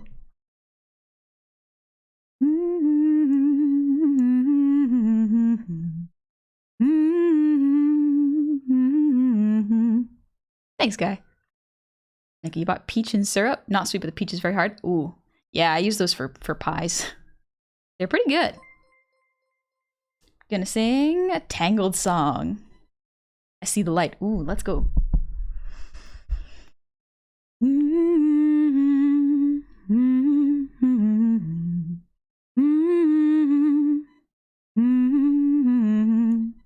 Yeah, I can do that. Okay. All those days watching from the windows. All those years outside looking in. All that time never even knowing just how blind I've been.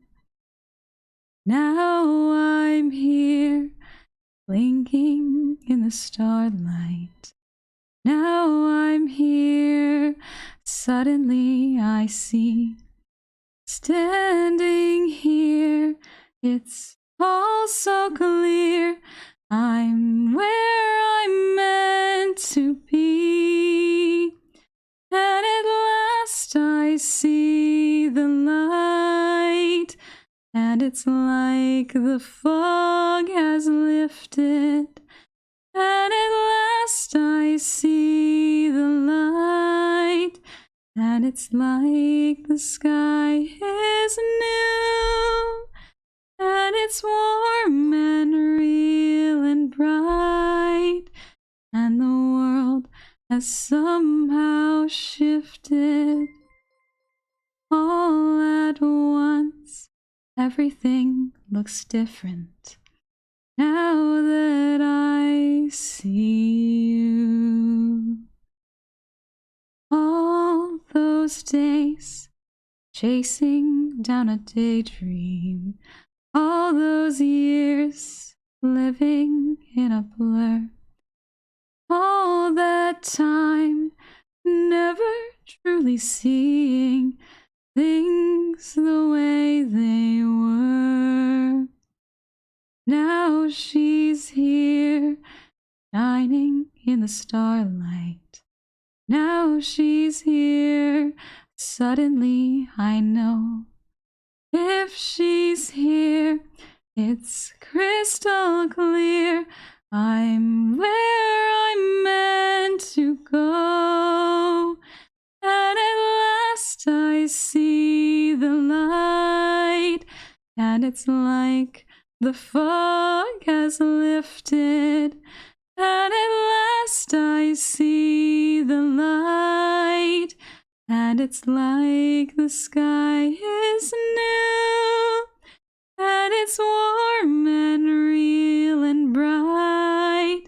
And the world has somehow shifted.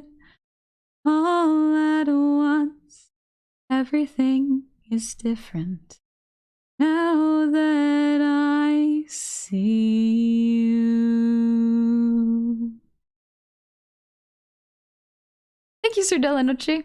Thank you for waiting. I love Tangled songs. They're so good. They're so good. Also, Guy, you made it just in time. Nice. Whew. Thank you, Bullock. What are my favorite Disney songs? It's a good one. It's such a good one. I really, really like it. It's also visually just so good. Oh, I gush about the visuals every day. Ah! You scared me.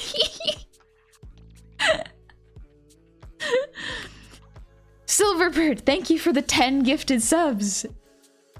Oh, thank you very much. I got me. No, God. Now I'm nervous. My friend was here. Hi, Gabi. How are you? I hope you're doing well. Why would you bug me? I'm already... Sometimes I forget. I forget my friends listen to me sing.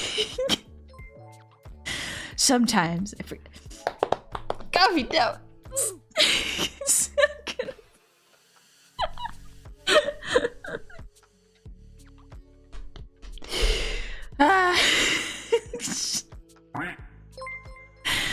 I love Tangled too, Gabi. It's a really good movie. It's a very, very good movie.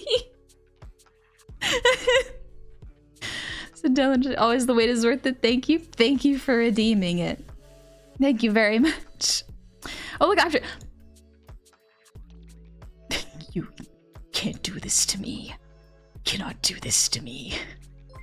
All right, let me just... It's hiding behind the pin. Oh no, it's hiding behind the pin message. Oh no, don't. Well, that's okay. That's okay. I didn't see it. I was distracted.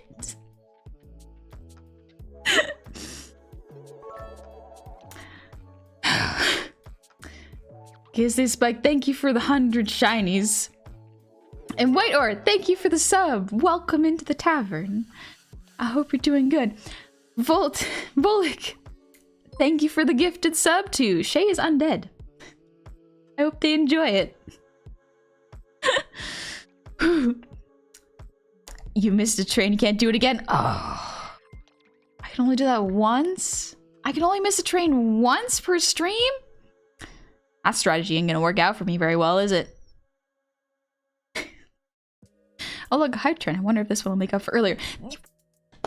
You don't gotta make up for nothing. You don't gotta make up for anything. We're here for free, to learn, for fun. For fun! RDHK, thank you for the 500 shinies. Thank you very, very much. It's still going. No, wait. Randomer, thank you for the 100 shinies. Shinies for the song and to push that hype train. The song was already redeemed. Sir Delanoche saved up those points for that song. It's fun to throw gifts at you.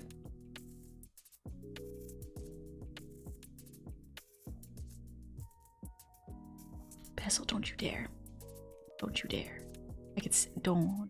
No. I see you doing it. I see you doing it. Gabi, I see you finally admitted you're cutest. We have proof now. Y'all made me do this in front of Goblin.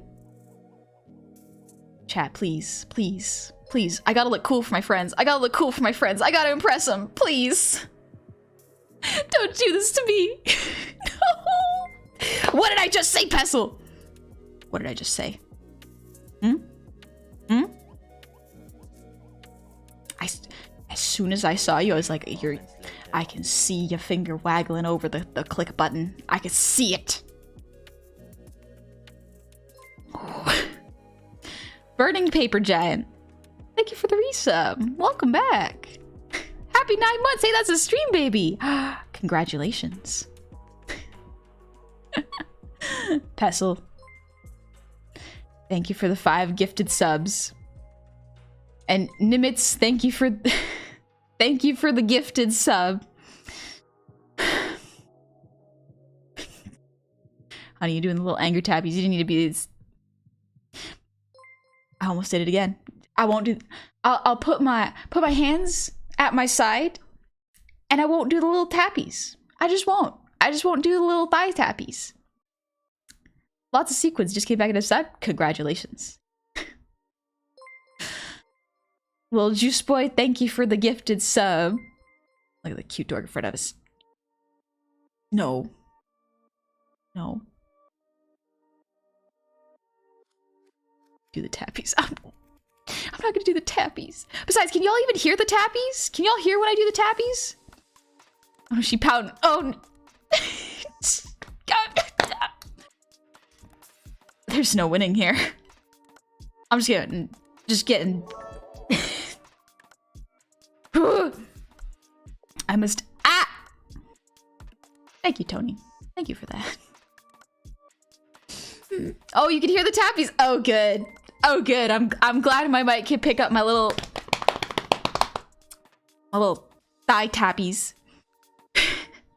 Little baby gonna pout. Little baby gonna go pout and stomp his little feeties. Can you hear me? Okay, my neighbor's gonna hate me for this.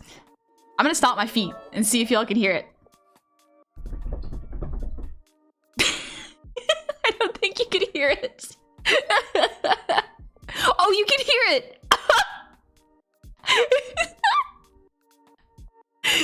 No, I was testing out my foot tappies noises. I was seeing if y'all could hear it. The tiny stomps. I was stomping my feet as hard as I could. You telling me that they were tiny, quiet foot stompies? Gobby, I can see the smugness on your face already. I know it's there.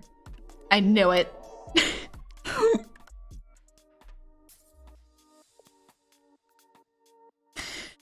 I've fallen behind. I've fallen behind. 1 sec. Let me read. Dingus. Dingus. Just when I think I've gotten away with it, Dingus, you keep popping up. Thank you for the gifted sub, Dingus. And Earthier Verlim. Earthier Verlim. Thank you for the 5 gifted subs. Neko, thank you for the 100 shinies. Legally obligated to read. I'm gonna see if I can pass a new law. Okay, chat, you can choose between Neko drawing Honey's angry tappies or Honey getting smacked with the word cute. Choose the emote for February. JK, JK, unless. Come on, what are you? Kemma, thank you for the gifted sub. Very much. And Blood Asp. Thank you for the 10 gifted subs, Blood Asp. That is an insane amount. That's a huge amount.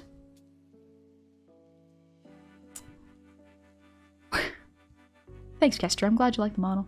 It picks up my my dorkiness quite well, apparently.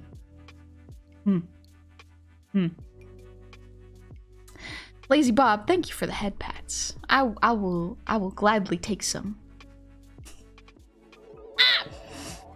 Pestle, thank you for the gifted sub to Jade the Pixel. Jade the Pixel, enjoy your gifted sub. And Wolfson, thank you for the 100 shinies. Yes, honey, we hear the tappies, the pops, the stompies, the adorable sounds. Fluster Honey's best honey. Oh, no. Oh, y'all can hear all my noises. All my weird noises I make when I'm excited. Oh, oh. Oh, no. So I haven't wilked through back... I was inhaling while I was talking. Gotta be flusteredness? Yeah. You know what? That's probably the best word for it. You have a very good mic. Yeah, the Shure SM7B really does pick up everything, doesn't it? So I'm late for class, I guess. This is Art 101. It is indeed. We're just at a little break right now. We're having a little break. And then we're getting into shading fabrics and objects. And then we'll get into a quick overview of everything. Thank you, Dingus, by the way, for that sound. I didn't almost choke on my own spit, I guess. I was just inhaling. Excuse me. I think that's everyone. Yes. Okay, cool. I said thank you. Good. I'm glad. Very glad. Don't die on us. Don't worry. I got art to do. I can't be dying on at this hour. I gotta teach y'all how to shade properly.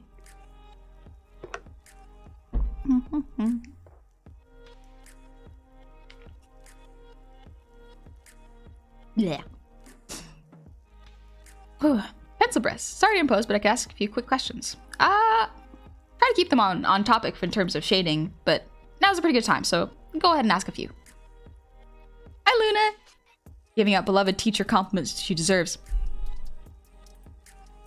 Y'all are already doing... Dingus, thank you for the 200 shinies. Gotta get some rest. Thank you for the comfy vibes. Awesome conversation and awesome lesson. Thank you, Dingus, for bringing you good vibes. It's always nice to see you here. I was thinking, it's Dingus. Oh, so it was Goblin who did that. Oh, okay. But yes, get some rest, Dingus. It's always great to see ya. Thanks for coming in. Whew. I think I got everything. Impact, thank you for the earwiggles. I think I missed that.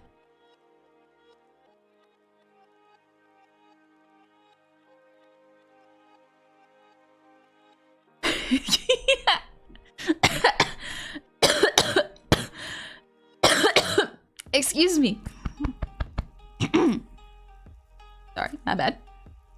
Standard Deviant, thank you for the 100. Dying on stream in this economy? In this economy? That breaks TOS, by the way. Can't be doing that. I don't want to get a TOS strike. Randomly found myself here. Gotta say, love the vibes. Thanks, Embryo.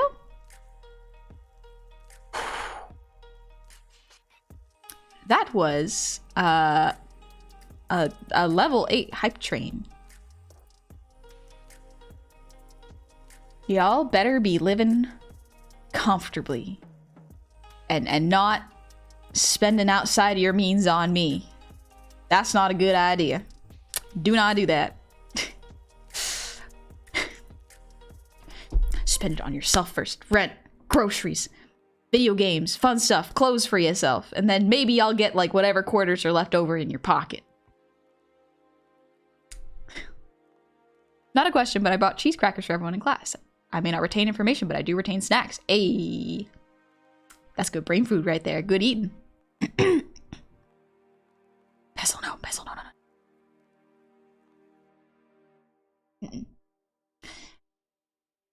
Save up in case you need it. I don't mind small little drops occasionally, but that's a lot. That should be kept for yourself, for fun stuff. Ooh. Mind if I post my drawing in the Discord before showing it to the man himself? Why not?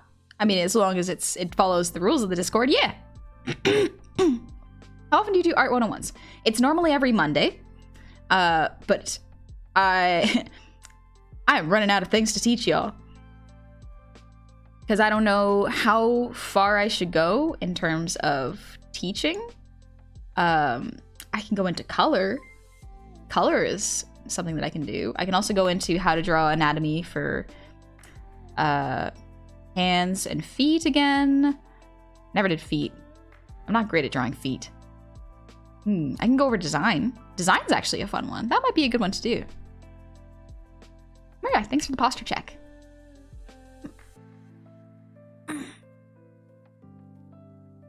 Whoa. Phew. I can feel my bones cracking. I will buy you the goblin gems. Don't bother buying me the goblin gems. I am a simple gob. I will take from a shiny rock you found on the street. Let's see. Don't want to highlight your message? That's unfortunate. Actual question. Can you show how lighting would affect unique head attachments like animal ears, horns, or even normal ears? We went over something, what is it called? Shoot. I looked it up earlier. Is it called ambient lighting? No, it is.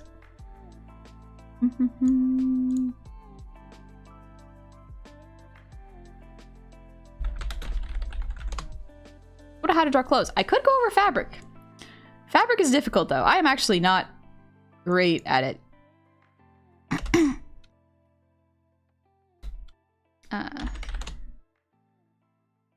Nope. That'd be cute. Silence you. I don't know how to do that. I don't know how to do it. Here we go. Transient? No, that's not. Dislight.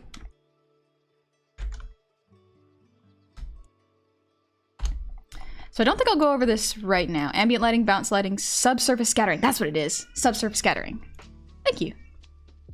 Welcome home, Sky. How's it going? We're just going over the different lighting techniques. Excuse me.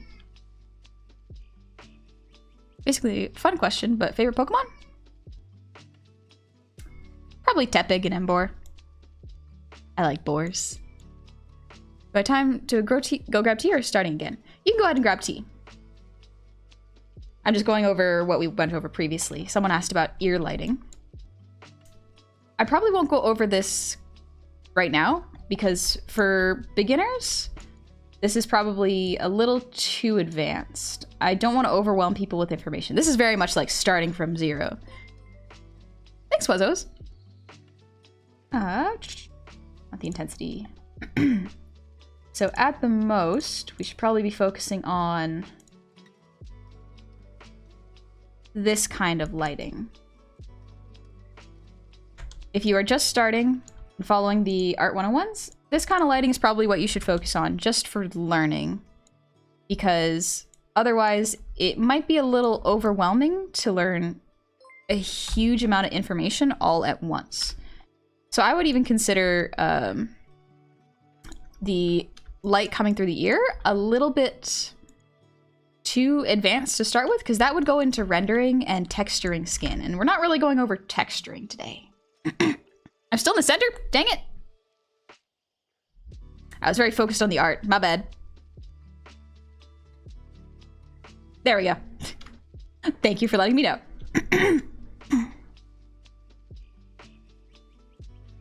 There we go. So I would focus on this if you could. Because if you're just starting out, the best thing to learn is, yeah, the direction of the light and the shadows. Because the light going through the ears and skin is a little too advanced for now. That I think you would learn after coloring too. How would shading work with dim light versus bright light? That would be in the intensity section.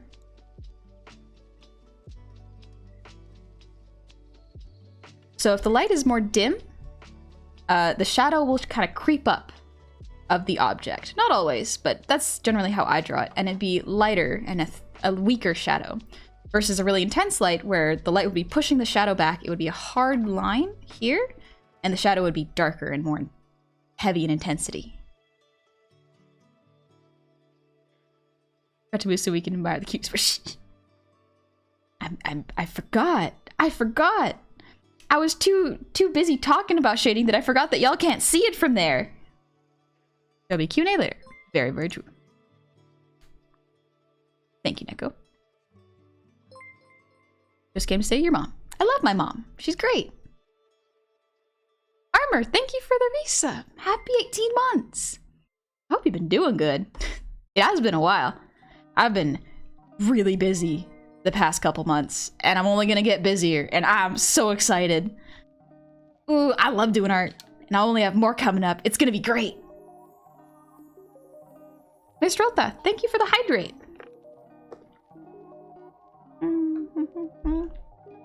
Plugbear, you returned? Alright, we may continue. Excuse me. I'm new here. Do I do a lot of classes like this? I do indeed. Usually every Monday. I might slow it down a little bit, but I want to try to make them around bi-weekly if I can. I want to give people enough time to practice and work. Because I've given a lot of information in the past couple weeks with my Art 101s. There are VODs on YouTube if you want to check them out and you haven't seen them. But it's a lot of information, even for spreading them out once a week. Well, hi, Lou. Do you think you could explain what the pros and cons are between lighting and shading an object before color or after color? I mainly don't understand why you would do it beforehand because light has color. I usually don't do it beforehand. I usually do it after I do the colors because then I can adjust them on the fly. But I understand if you're doing really quick grayscale concept art, it might be a good idea to do lighting and shading. It's not necessary, but it can help to establish a mood before you start choosing your color palettes. Personally, I like to choose the color palettes and the values first and then do lighting, but it's kind of personal preference.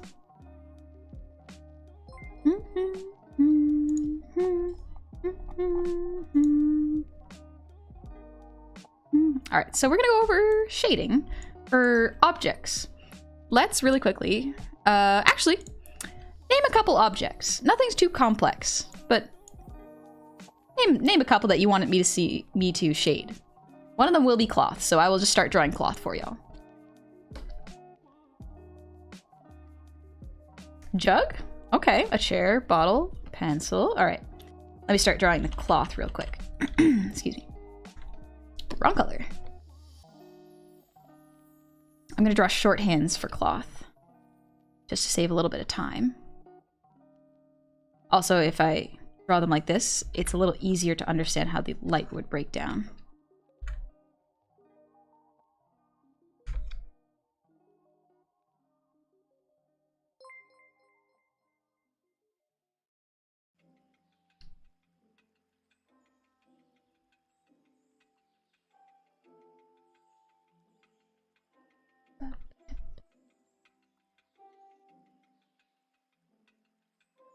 There we go.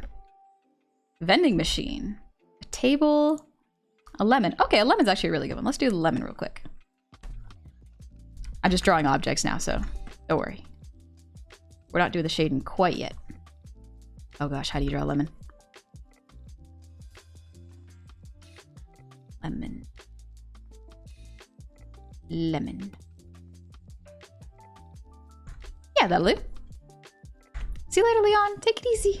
2003 Ford Explorer? I'm very bad at drawing cars. I'm very bad at drawing cars. Let's see, a cell phone. Okay, yeah. Let's do an iPhone. Actually, this would be most cell phones nowadays. Or smartphones.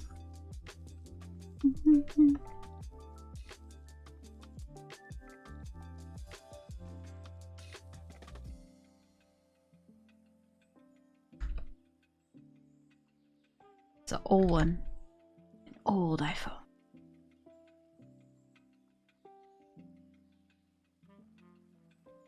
There you go. Well, ham. Hey, welcome in. Hope you're having a good time. Let's see. A bottle. Okay, we can do a bottle.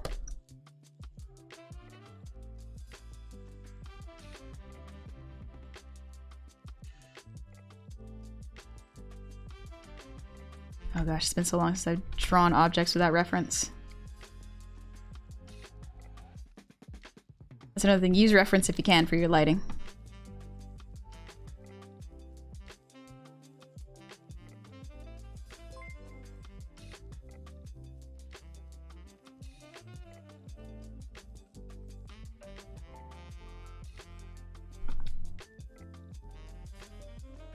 Make this slightly see-through so I have an example.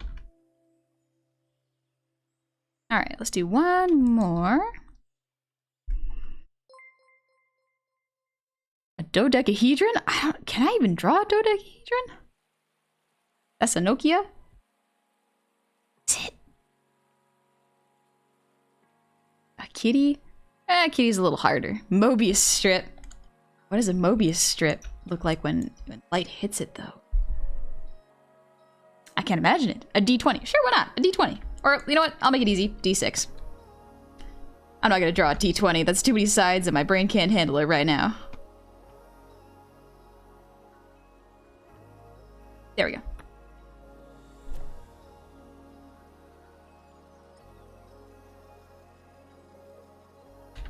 There we go. I just need to spell objects. We're gonna do shade.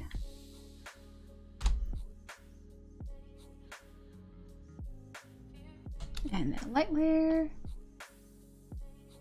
This one. Alright. Ooh, a D20 is a dodecahedron. Oh! I'm very bad with 3D shapes. Ooh. I don't know what that word is, Alcano. Shading fur would be an interesting one. It would be a very interesting one. I don't... Shading fur, I would most likely cheat it. I would probably treat it as if it was just hair. Like short hair. Stylistically, it's a bit tricky. Maybe I would use a brush. Maybe there would be... Because there are some brushes you could use for it. And a D6, that's cube. Exactly. Exactly. I know how to draw a cube pretty easily. Electric Bunny Studios. Hey! Big fan of your work and content. I hope you're doing well, and I hope your day and stream goes well. Hope you have a wonderful evening and stream. Love your avatars. Stay lived and strong. Thank you. I hope you have a lovely time too. That's very kind thing. That is a kind thing for you to say. My brain thinking about too many things. Oh no. All right, let me really quickly just. Almost perfect. Select the lemon. Do it. Deselect your lemon.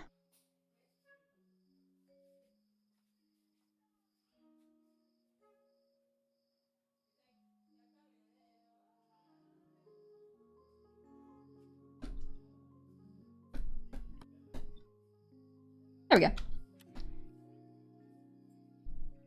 All right. These are our objects. So the lights, let's say the light source is coming from above. For all of these. Generally, light source coming from above.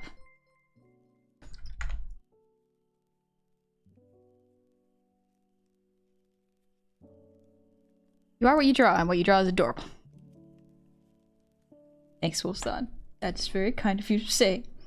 Alright, I'm just gonna use a plain texture brush.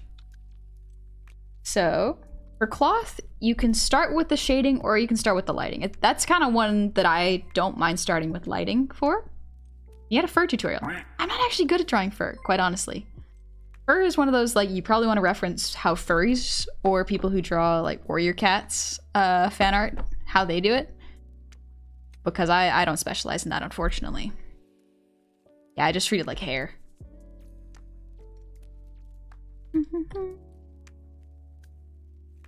So for cloth, I'm going to start with the light. Light would probably be here. Up.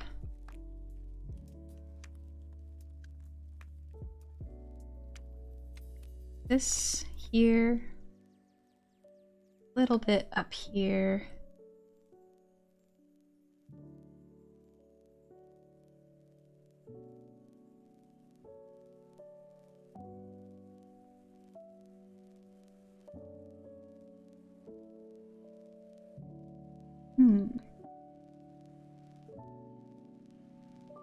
There we go, a little more.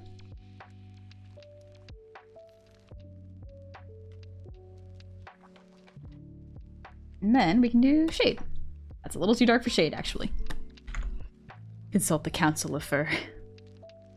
The Furry Council, if you will. Pressing glue tutorial for next lesson.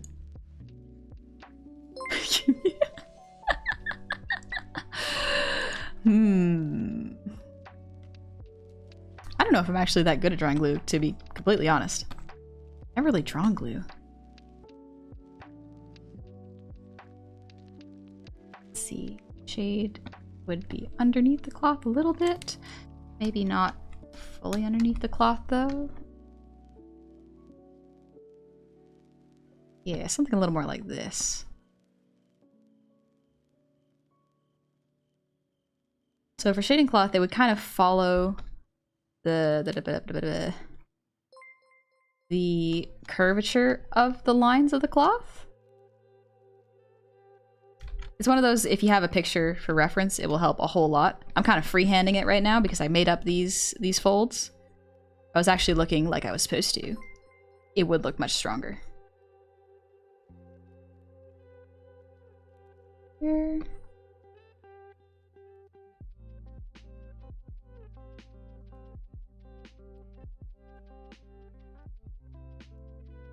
Here. And then blend it a little bit in these more flat parts here.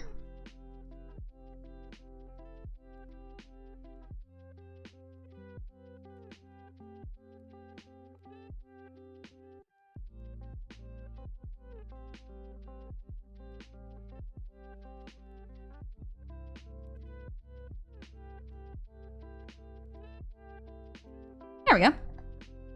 That's how we do it. Flesh cloth. No, not flesh cloth. No. No. Rojo Tune, thank you for the prime. Welcome into the tavern. You're doing well.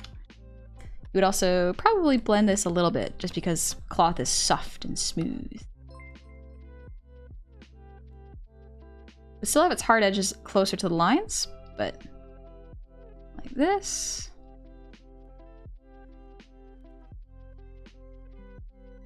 There we go.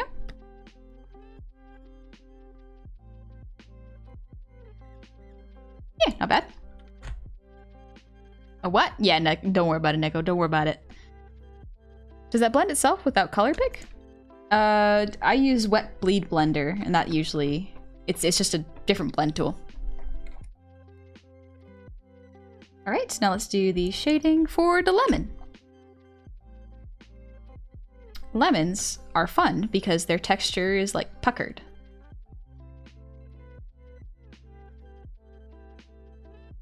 That means probably choose a darker color here and start doing like little dots around. This is when the dotted technique will come in handy. Not doing it amazing because I'm freehanding it, but there are brushes that I would use instead. And this a little bigger. So y'all can see a bit better.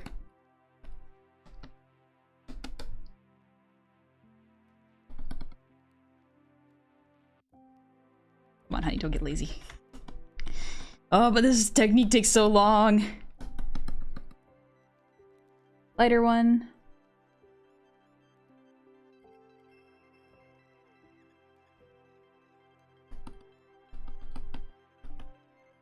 Too light.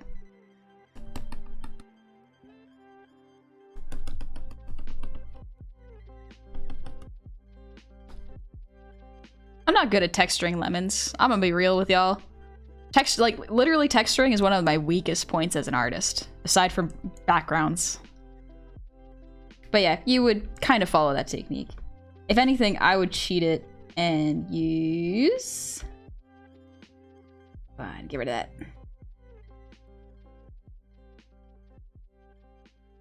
Almost. I would use this brush.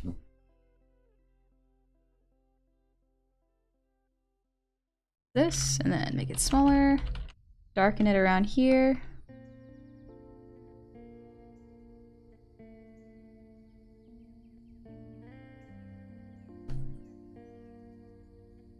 Actually, for the light, I probably wouldn't even get that strong up there. Probably.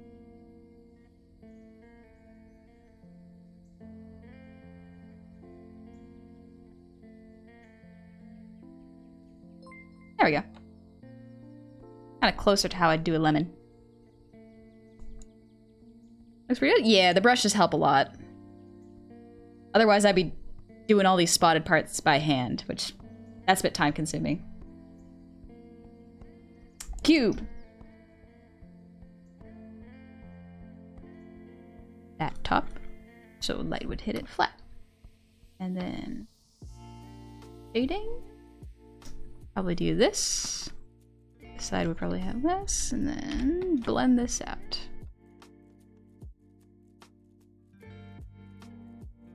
Don't think I used the right color. Or vibrant, or cute? Yeah.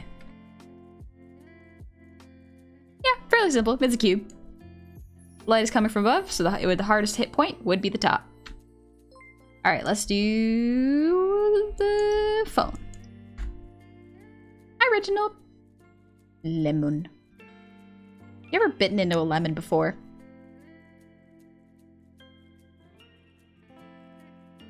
Just curious.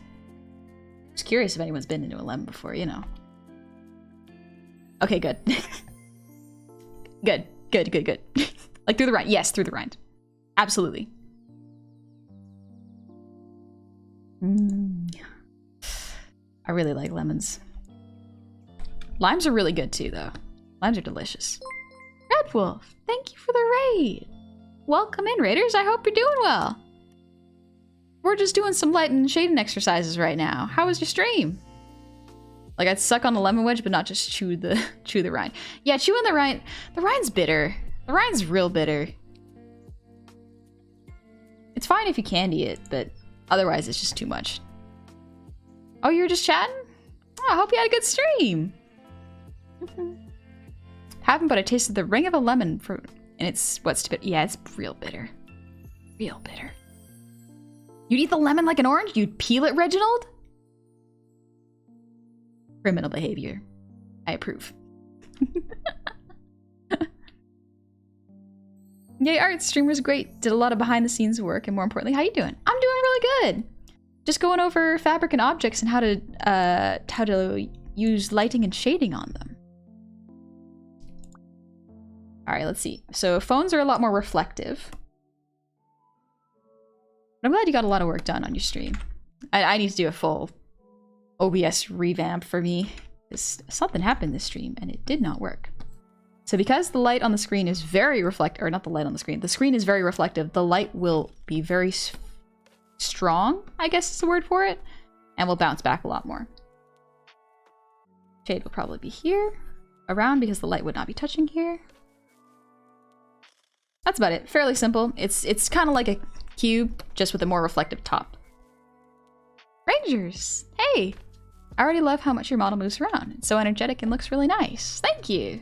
I'm glad you like it. Ugh. One sec, just gotta stretch my back. I've been doing a lot of art today, so I was supposed to go work out, but I just got lost in the art sauce, and well, it happens. It's good. It relaxes my brain a lot. Yeah, fairly simple. Rectify. Grab the screen, because this screen would probably be slightly darker because it is a reflective surface. There we go. Ba, ba, ba, ba. And you guys don't bite into a lemon like an apple or a tomato? Not usually. Although, I really wanna. Been into lemon wedges. But it's not the same. It's not the same as like biting it as if it were an apple. Death, I gotta go to bed because the age-old past my bedtime and have a good stream. Admitted at last cute, honey, also confirmed by science. Take it easy, Death. I hope you had a good weekend, by the way. And I hope you're having a good, relaxing vacation. Never miss a workout, always gotta get the gains. I'm very sore. My calves are very sore from the last leg workout I did. Let's see. CT Kills, thank you for the sub. Welcome into the tavern. Hope you're having a good Monday. You get the squats in. Yeah. It's hard to work out my legs. Not because it's difficult, it just takes so much for them to get sore. My calves get sore pretty easily, but my thighs don't get very sore. Like at all. That's okay. It means I'm very strong. So that's good. So if you look at the inside of the bottle, it will probably be the darkest right here. Because liquid. Move it because of the drink label.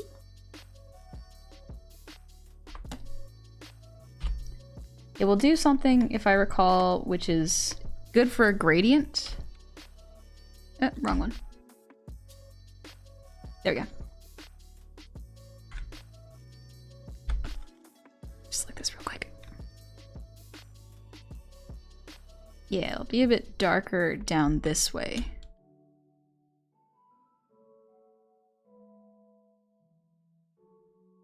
Wow. One. And then the light will be on top. Almost similar to rim lighting, you will have the reflective glass part. That's not similar to the rim lighting part. It's the outline of the bottle will be emphasized. Any part that's protruding. And then it would be softer here because the label would be paper. But harder because glass is very reflective. Hi, Red Hood. Frog, my legs got sore way too easily while my arms recover the next day. Yeah, I've got the opposite where my legs recover really, really quickly, but I did an ab workout and my stomach very sore. My ab hurt, but it's good. It's good for me.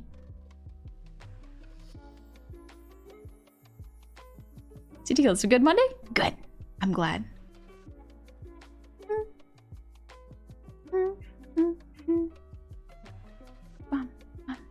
Bottle is rounded so it would shine around the sides. Okay, yeah, that makes sense. Yeah, because I kind of assumed this would be like a paper. It would be a softer light, but yeah. It would be lit, you are correct. It would be lit around the sides a little bit more.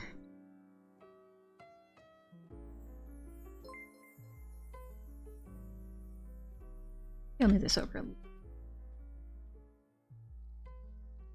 Yeah. That looks a bit better.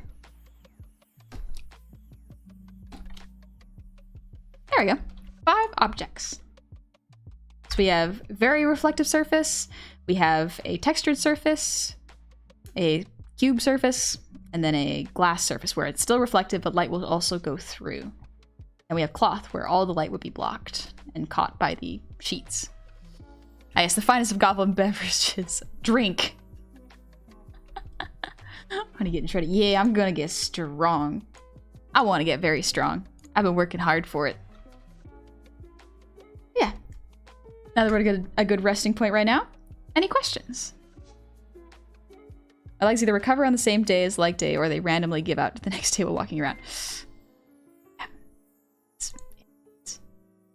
I think actually this is a good place to take a breath in terms of learning, because this is a fair bit of information. I will give y'all homework in a little bit after we go over the quick review. So, any questions? Any questions? How are you doing? Thank you for asking, Nightwolf. I'm doing pretty good. I had a very nice, productive, fun day. Except I need to work out tomorrow, so... Also got a family dinner. Oops. That's okay. I'll work out in the morning. And then I'll do work. And I'll go see the family. Okay. Now that Christmas is over, my family has realized, like, hey, we actually missed each other, because we have all been making sure that everyone stays socially distant, because still technically the panini. And now my family's like, but I miss you. Which is fair. I like my family. How does shading work on your model?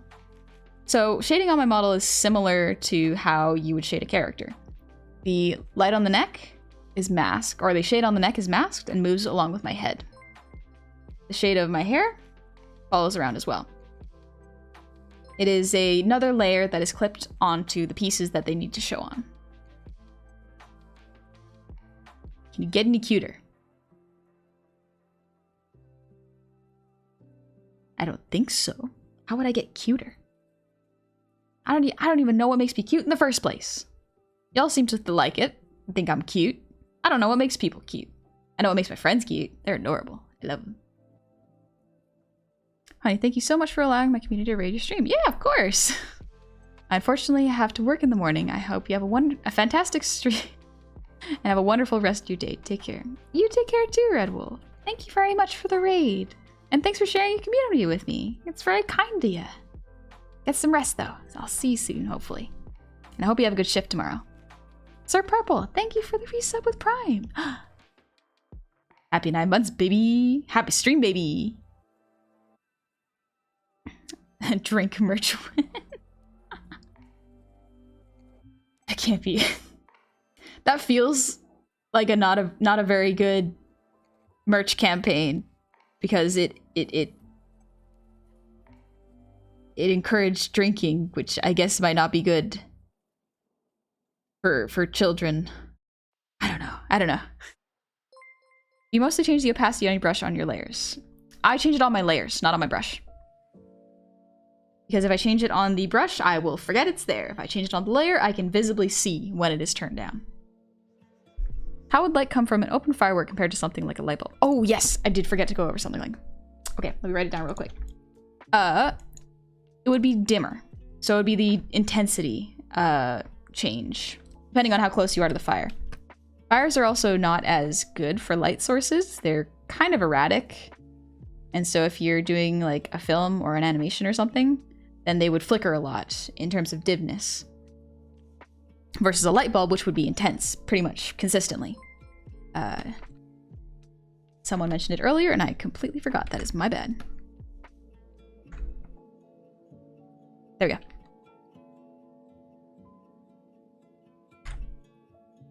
Was thought you were gonna say it was too niche, but promoting alcoholism works too.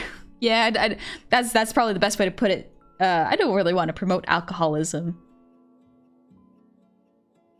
Casual social drinking is fine, so long as it is safe and everyone is of age.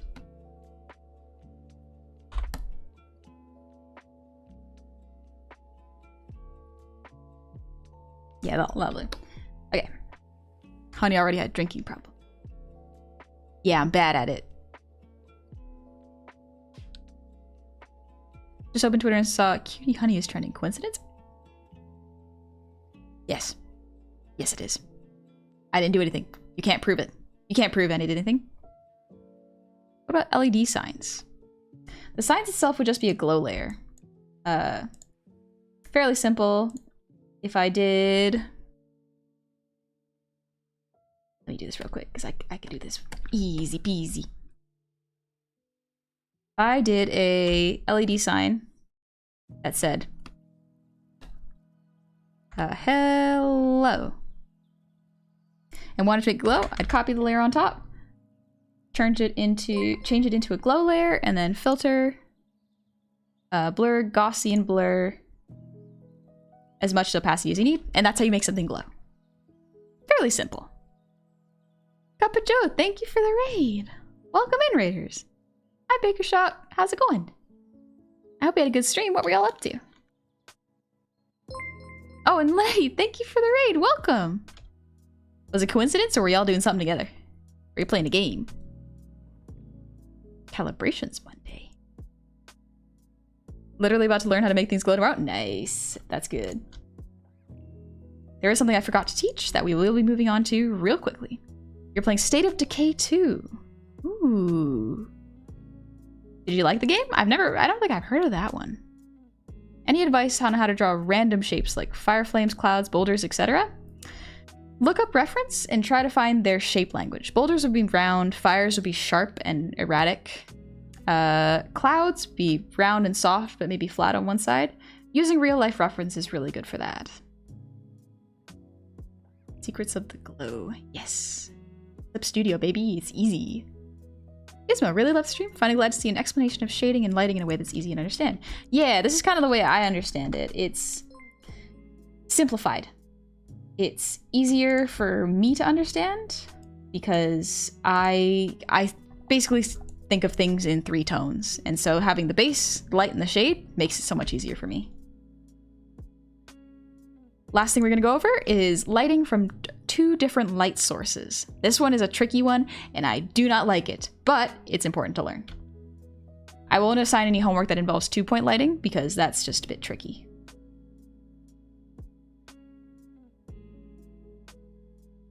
So let's do classic.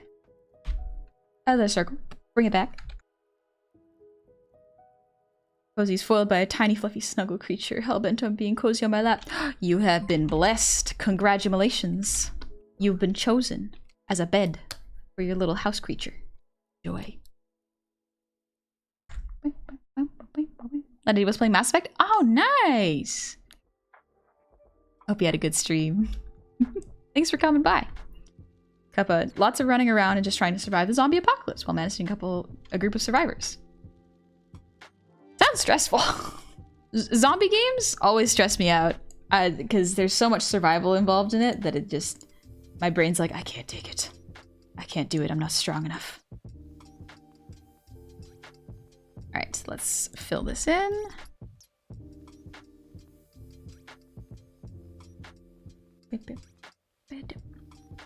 Wrong layer.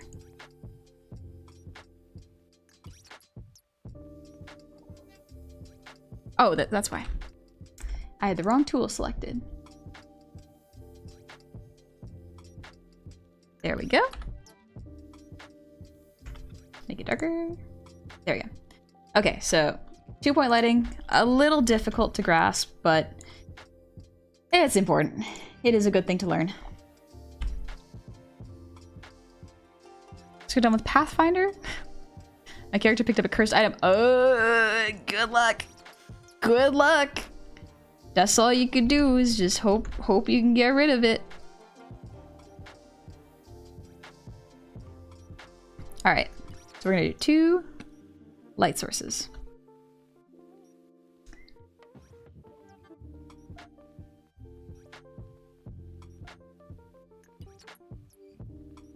There you go. Wow. The cat was trying to find where Honey's singing came from on the laptop. The cat unplugged the power. Oh no. Unfortunate timing. Oh no, that sucks. If you're wondering what command for tools, you do !tools mad. Not everybody has digital. Not everybody has digital. Ah, yes. For drawing. That makes sense.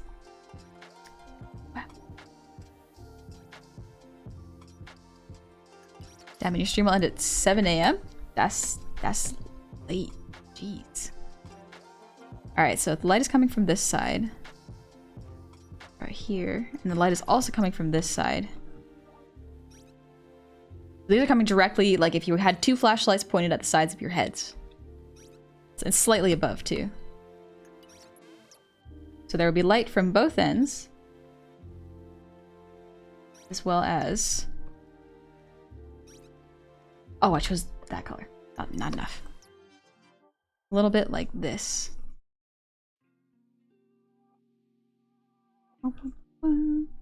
Slightly darker now. And then blend even more. And then blend it all.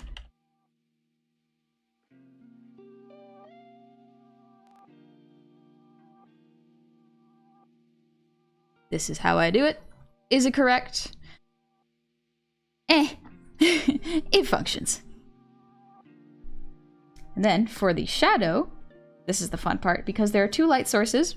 Most of the time that means 2 shadows. So you'll have 1 for that side.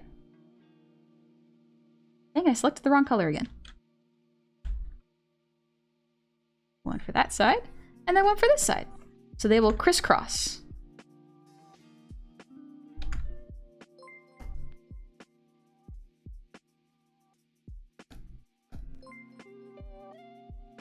And Weaving, thank you for the hydrate. Good night, Corlith. Thanks for hanging out with us. And Joey Juicin, thank you for the posture check.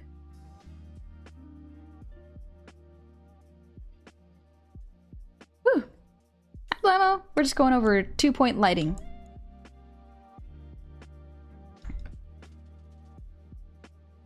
So if you're ever in doubt of what a shadow might look like, one of the best things to do is to literally take a picture of yourself or the object similar to what you were drawing and shine a light source with flashlights on it. One of the things we had to do for homework. And then you see this cross section of where the circle is for both these? It is Kirby, you are absolutely right. That would be slightly darker because it is 2 shadows. If I'm not mistaken. But yes, you are correct, it is Kirby.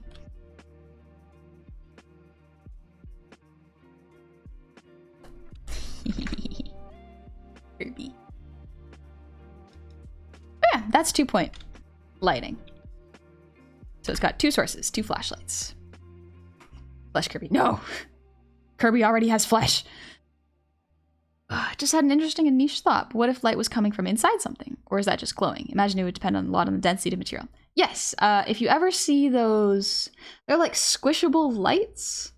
They're like the little cat lamps where you squish them to turn them on and off. That is a good example of glowing light inside of something that is semi-translucent, mostly opaque. Looks like Game Boy Kirby. And the only, like, Cove and I got a Kirby game for Christmas. It was, what is it, Kirby's Dream Course? It's a fun little game. Oh, Kirby's so cute. Just friend shape. Circle friend shape. I had a panda one of those when I was younger. Really? I'm learning more about art from your stream than I did during a full semester of an art class at my high school, and I don't know how to feel about that.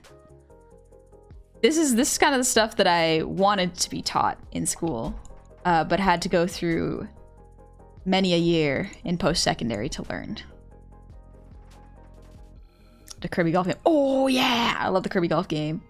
Cove and I get real competitive when we play that.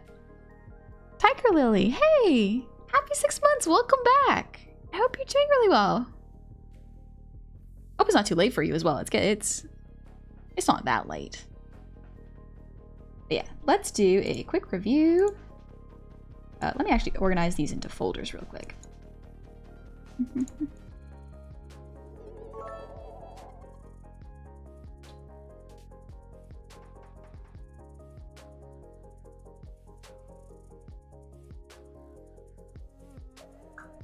Not that one.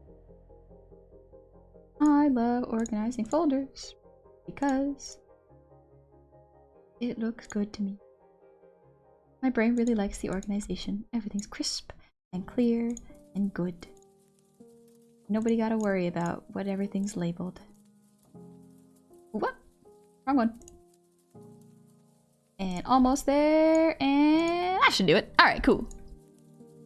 Florbs in the chat. No, there's no florbs. No florbs.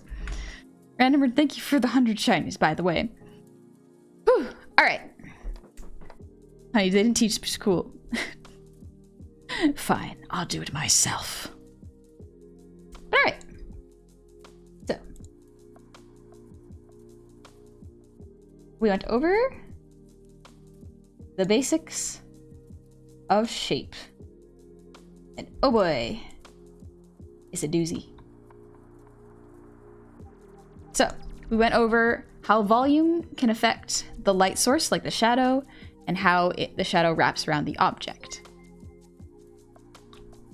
We have the lightest part, the darker part, and the mid part here, as well as the harsh shadow under here. Each object has a harsh shadow. Some have lighter sides, some have darker sides. Depends on where the light source is coming from, as well as what the material is made of. I'm not gonna make y'all do texture homework because that's a little too much for this point in your learning art career. Next up is how lighting can affect volume and vice versa.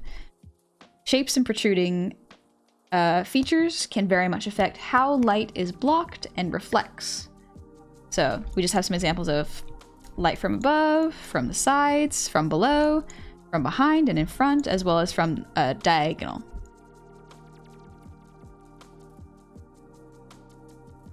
Next up, we have intensity. So when you are drawing a more intense light, the shadow will be much smaller because the light is much closer most of the times. The shadow will also be darker, almost like you're condensing it. However, if the light is far away, it won't be as strong, so the shadow will kind of creep up and be softer. It'll spread itself out a bit. It won't be as dark, for the entire shadow, but it will still be visible, you know? Like, it's still noticeably a shadow, but it's not as compressed and strong as here. Fuses, yes. Thank you, North Chaser. Lord Sandy, wish you tuned in earlier. This will be a VOD, so you're more than welcome to watch that. Next up is different ways of drawing in a sketchbook. If you're not drawing digitally, these are some of the options. There's hatching, scumbling, stippling, cross-hatching, blending. I did a bit of a combination of all of them because I'm drawing digitally. Hatching and cross-hatching are great for general sketching. I would recommend using these if you are going to practice.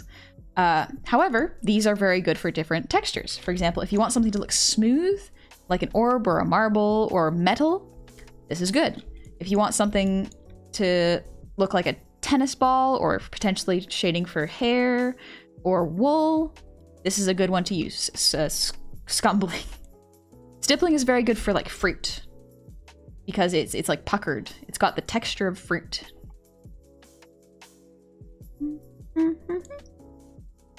Next up, we did some examples with different shading methods for different textured objects.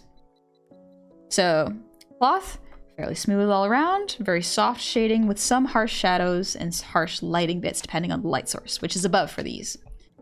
Next up, the lemon, puckering style. Or not puckering, well, yeah, I call it puckering, but what is it actually called again? It is stippling. Why do I call it puckering? Maybe because I think about lemons whenever I want to. Yeah, stippling. Thank you, Anne. And then fairly simple, harsh lighting on a dice. If the surface is very reflective, the light will be very strong on it, the light source, or light reflect. Same thing with the bottle. It will follow the contours of the bottle so that it can help with the shape as well. To scrumble your floors. And lastly, a piece of art with the light source come from two different directions. So the lighting will come, you gotta do almost like map it up in your brain and do both. The most obvious sign of there being multiple light sources though are the multiple shadows, where they are both the same density except for where they overlap, because that's where the darkest point is. And that is pretty basic shading and lighting. Now for the homework. All right. So, if y'all would like homework, it is completely optional. It is your choice. Let me write it down.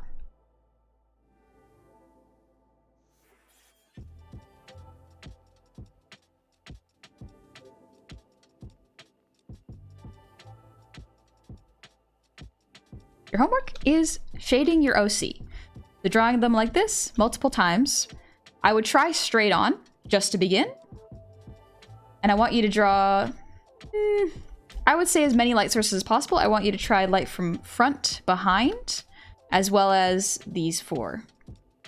This one is optional. You don't need to do diagonally. Mostly I want you to try up, down, both sides, and front and behind for shading your OC. This is a good way to figure out the volumes of your character that are not usually defined by the lines you draw. It's a good way of fleshing out what your OC would look like. Is it no different for lights through holes? If you look at lights through holes, for example, if you shine a light from your phone through a ruler with holes, you will see that it won't be that much different. The light will still be harsh whatever it hits. It's less of what the light goes through if it's unimpeded, more of how the object reflects the light itself. Such as skin doesn't reflect light as much, well, as much as a mirror or a glass surface will. It also depends on what color skin you have. If I'm not mistaken, darker skin will reflect more light, so you'll have a little bit more shine to it and glow, versus paler skin, which you won't have that. I've been drawing for 2 days, my OC is gonna be a circle. All good, all good.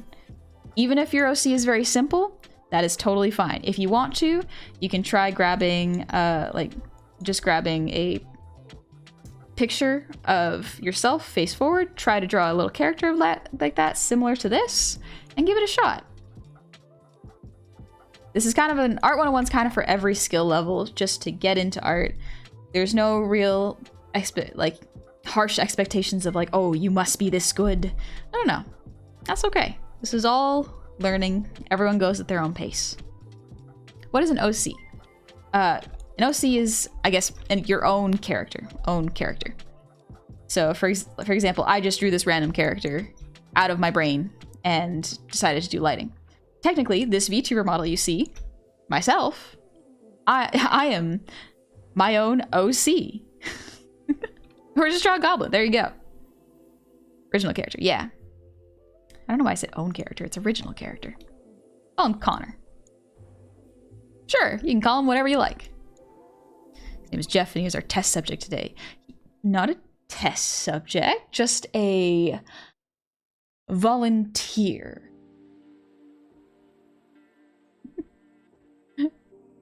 Michael, thank you for the breathe.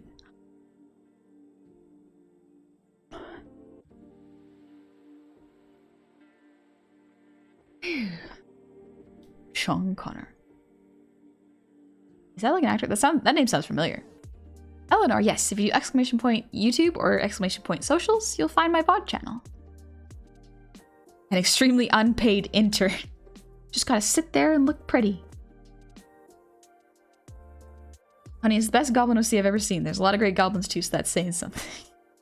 Thank you. When you are drawing, what's the thing you keep in mind? The thing I keep in mind is probably the composition I'm thinking of. But aside from that, I try to actually not think when I draw. Because when I think too much, I put too much expectations on myself to either finish a piece or make the piece look perfect. So I just sort of let my brain relax, just gently hold the idea that I want in mind, and just try to get the rough out and as close as possible before I do any sort of cleanup. No thoughts, Goblin Bird empty. Exactly.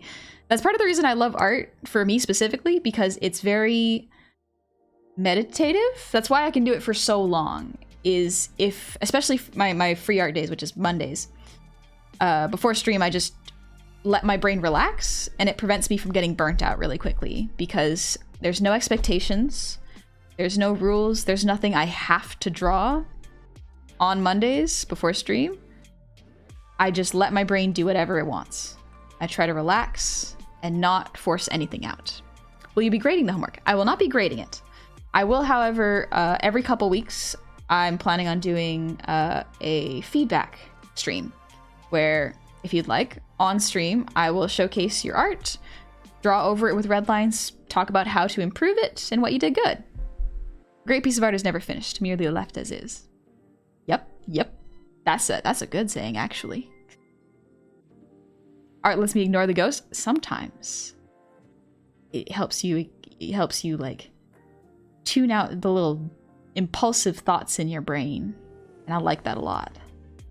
Didn't have to draw, but you got stuck drawing too late and forgot to make burritos.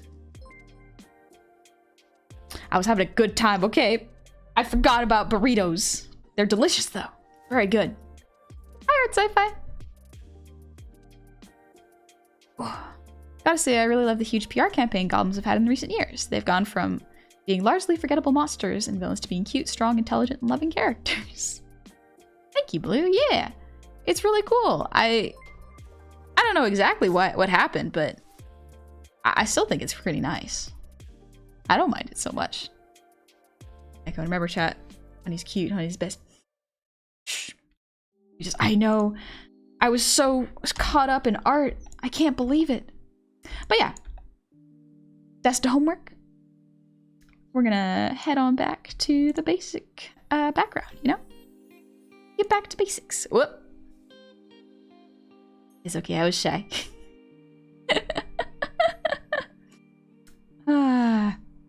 Let me give a good stretch. Retro, thank you for the 100 shinies. Oh, goblin question. Anyone know of audiobooks or books featuring the modern, cute, charming goblins? I've heard, I know that there's a webtoon about goblins changing their image. I unfortunately do not remember the name. So sorry about that. Dang, that's unfortunate. Bum, bum, bum, bum, bum. Scooch over a little bit. There we go. When you're creating an OC, do you use references? Yes, I do use references. Come on. Sometimes, I see what you pinned, guy. Sometimes I will just let my brain vibe and draw whatever it wants. But if I have a particular idea, what I will do is I will grab inspiration palettes, colors, objects, flowers, any sort of building structures or outfits or like even human characters for reference so that I can kind of Frankenstein them. Not really Frankenstein, but like grab little pieces of inspiration and shape language from them and color design to create my own character that I'm excited to see. Thank you for the awesome lessons. I feel like I've been waiting forever for someone to come along and have watched the whole 101 series 3 times so far. Oh, wow. I'm glad you're finding them useful, Fortune. Thank you. Why can't all teachers be like you? Understandable, but can be stern when they need to be, and not expecting every student to be on their level of intelligence as soon as they walk through the door. Especially in elementary school. Oh yeah, you need that in elementary school. Like, you gotta make sure that kid's self-esteem is intact when they're done class, otherwise they're not gonna have a good time. I was very fortunate that my elementary school teacher, most of them were pretty good. I was pretty fortunate. Do you think those 2-in-1 iPops that fold 360 degrees have touchscreen and stylus recognition good for casual digital drawings? I wouldn't worry too much about whether or not the screen can actually flip 360. I would try to focus on what is within your budget, especially if you were starting or even just doing casual digital drawing. That way, once you get used to it, and if you decide you want to do more digital drawing, you can invest in something a bit more heavy in terms of for art. Always start with a cheaper option because worst case, you decide the hobby's not for you. You didn't spend that much money. If you get something really, really expensive right from the get-go and decide, hey, it's not actually for me, you're either stuck with a tablet or you have to resell it. And that's just a little work.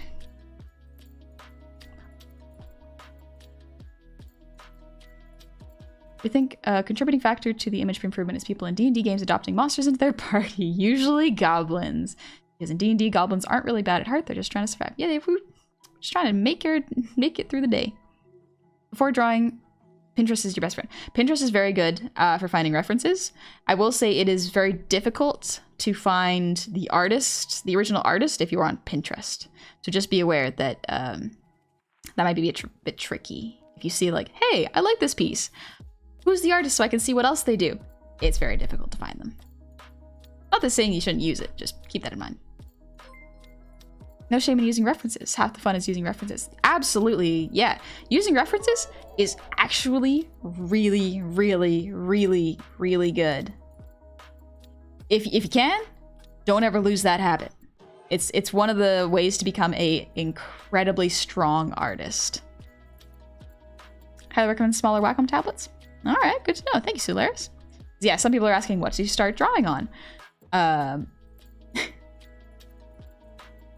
Yeah, I think someone said a bamboo is not bad. The Intuos Pro, I think it was. I remember Geigy was saying. Depend on the 2-in-1 since different brands have different pen standards. My mom has a Livono one and that puts CS Paint on it. It worked pretty well. Gotcha, yeah. XP Pen, that's the one. XP Pen, I've been told, is also a good one. I've only ever had Wacom 22-inch Cintiqs, so those are, I think, over $1,000 at least. I think they're more expensive now, but I got one used, so it wasn't that much. Yeah, it's an older used model, but it still works. So I'm gonna use it until it don't. Then I'll have to get a new one. Cam, thank you for the 100. Maybe I can make you read this time since the last minute did go.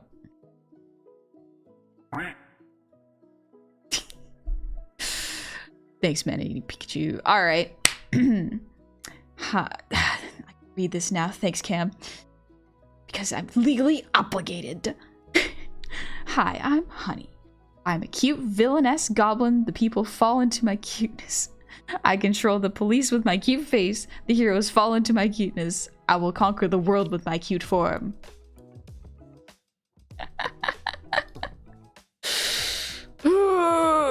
Yeah. Yeah. Yeah. Yeah, sure. That sounds like me. That sounds like me. XP pen tablets are pretty affordable and great tools to use. Yes, they are very good. They are very, very good. Oh, dastardly. That's what I am. That's for sure. Google image search from the image on Pinterest can be quite useful. Yes, that can sometimes work. Oh, Huion has some good cheap options too. Most important lesson we've learned is not to mess up a stream before it starts, or else you have to admit you're cute and sing a song. Can't wait for the VOD for when you do Joseph's and eradicate that clip from existence. I would not. Why would I do that? That clip might make someone else happy. Someone else. Disney animators have been using reference photos since the beginning. Every artist, every good artist uses some sort of reference. Doesn't mean always. Some people have a reference library inside of their brains. Like they've drawn it so often that they know how it goes on paper. A lot of it is creating a library, whether that be physical or within your mind. One is not better than the other. Your mind is good because you can draw anywhere and the references are in your mind. However, it's not foolproof. Sometimes your brain forgets things. It starts to forget some of the detailed shapes. That's why having physical copies is really, really good as a reminder. Once had a chat with artist Michael Whelan, and he was an advocate for references, but cautioned that overuse can become a crutch. Overuse, yes. When you use reference, try to understand that you don't have to follow it exactly. Trying to follow reference exactly is not necessary to make a good piece of art. Sometimes, in doing so, you can actually limit yourself. However, referencing is seeing a picture or a pose and seeing what pieces you need to apply to your character for that pose to work. It's tricky and it does take practice, so don't worry. If you do it, you'll get better. The quicker you fail, the better you'll become. Also, some folks can't draw pictures in their head. Yeah, some people process information differently. Some people visually cannot see what they're about to draw before they draw it. It's real cool. Fuzzy memory stuff, good to refresh it. Yes, exactly. You think if you hug honey, she make a squeaky ducky sound? Like a squeaky toy. Hi, Gengar. I hope you're doing well. Thanks for saying hi.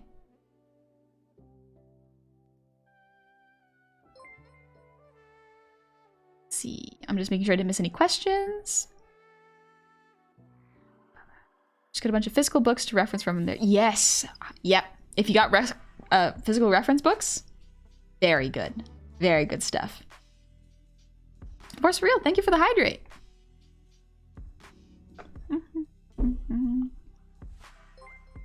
Gotta learn how to construct it piece by piece on paper. Yep. Or digitally. Compendiums of fashion, weapons, and props are best friends for references. Yep. We live in the age of information. So, as an artist, you can get very good very quickly because there's so much information and so much reference you can get. So, use the tools available to you. Can't from honey make the little eep sound when squeezed into a bear hug. I know I do. I J does stuff. And crust high. I do kind of hope GG Gary likes my art, a bit nervous. Ooh. I feel like Gary will. Like, as long as the fan art is appropriate. I don't see why I wouldn't. One example was that if you were drawing Superman and wanted to put a blanket over a chair to get shadows on his cape right, then fine. But if you were incapable of drawing a can of Coke on a table without putting a can of Coke on a table, you might have an issue. A little bit, yeah. I mean, unless you're using specific reference for lighting. I mean, even then, I don't think it's bad. When creating fantasy creatures, is it better to follow the rule of anatomy or just go nuts with it? Depends on how closely you want it to look like the fantasy creature at the end.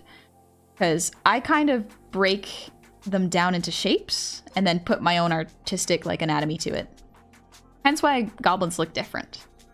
It's a lot of overlapping features, but drawn in different styles. It's really cool.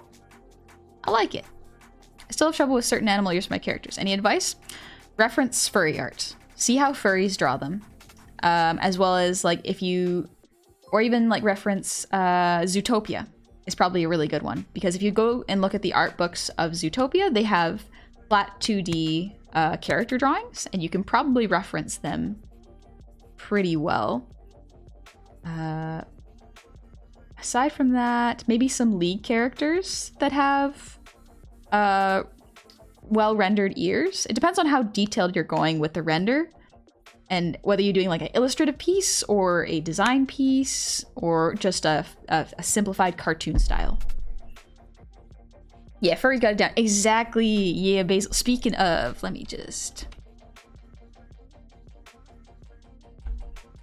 If y'all want to see a excellent artist, actually Basil, you might be able to.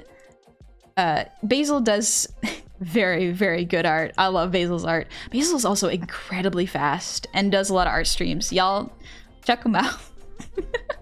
It's real good stuff. But yeah, Basil, we were just talking about drawing furry ears, like animal ears, and unfortunately that's outside of my realm of expertise. However, Basil might have a bit of a better idea of how to draw them. Not to put you on the spot, Basil. I just wanted people to know how good your art is, and you might have a better idea of how to do it than I do. I feel like I'm so slow. Nah, you're incredibly fast. Don't even choke. Jeez, right now, Basil. Next time Basil streams, maybe. No, I'm not gonna put pressure on Basil to do that. One thing I will say about the furry community too, I've been throwing messages at artists left and right for months, and they're so willing to help and give tips. Yeah, I've noticed that too. I back in art school, a lot of my friends were furries, and they were so nice. They're so good at art, and one of the best things that they like, the thing that made them so powerful was the fact that they knew how to apply human emotion and expressions onto an animal that doesn't have the musculature or the structure in their anatomy to express like that. And so they knew how to draw the anatomy of an animal, but break it so that it could emote like a human, so that on a emotional level, you could relate to the character, furry or not. It is very, very cool. Like, I learned so much from him. Oh, just twitch it. Oh, Basil final. There we go. So, can we get another shout out for Basil? But yeah, if y'all want to see some very, very good art, I love how Basil draws. It's just so crunchy and good. So good. But yeah, Basil also streams a lot of art. Check him out. It's good stuff.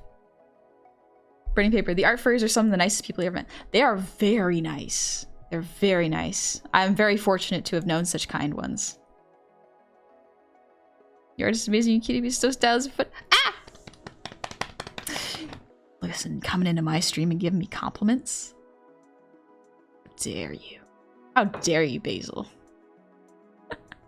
Is $200 cheap for a drawing tablet? I don't know how much about drawing tablet prices. $200 in my experience is pretty good, but you can get cheaper ones. If you're willing to, like, just look through the reviews, see what people say, see what you're comfortable spending on an art tablet. Because a lot of my friends started with Bamboos, like the tiny little ones that just were, I think they were USB plugins. But yeah, for sure. If that's within your budget, go for it. Basil, take the compliments. Oh. Maybe I will. Maybe I will. Real Bugballs, thank you for the posture check.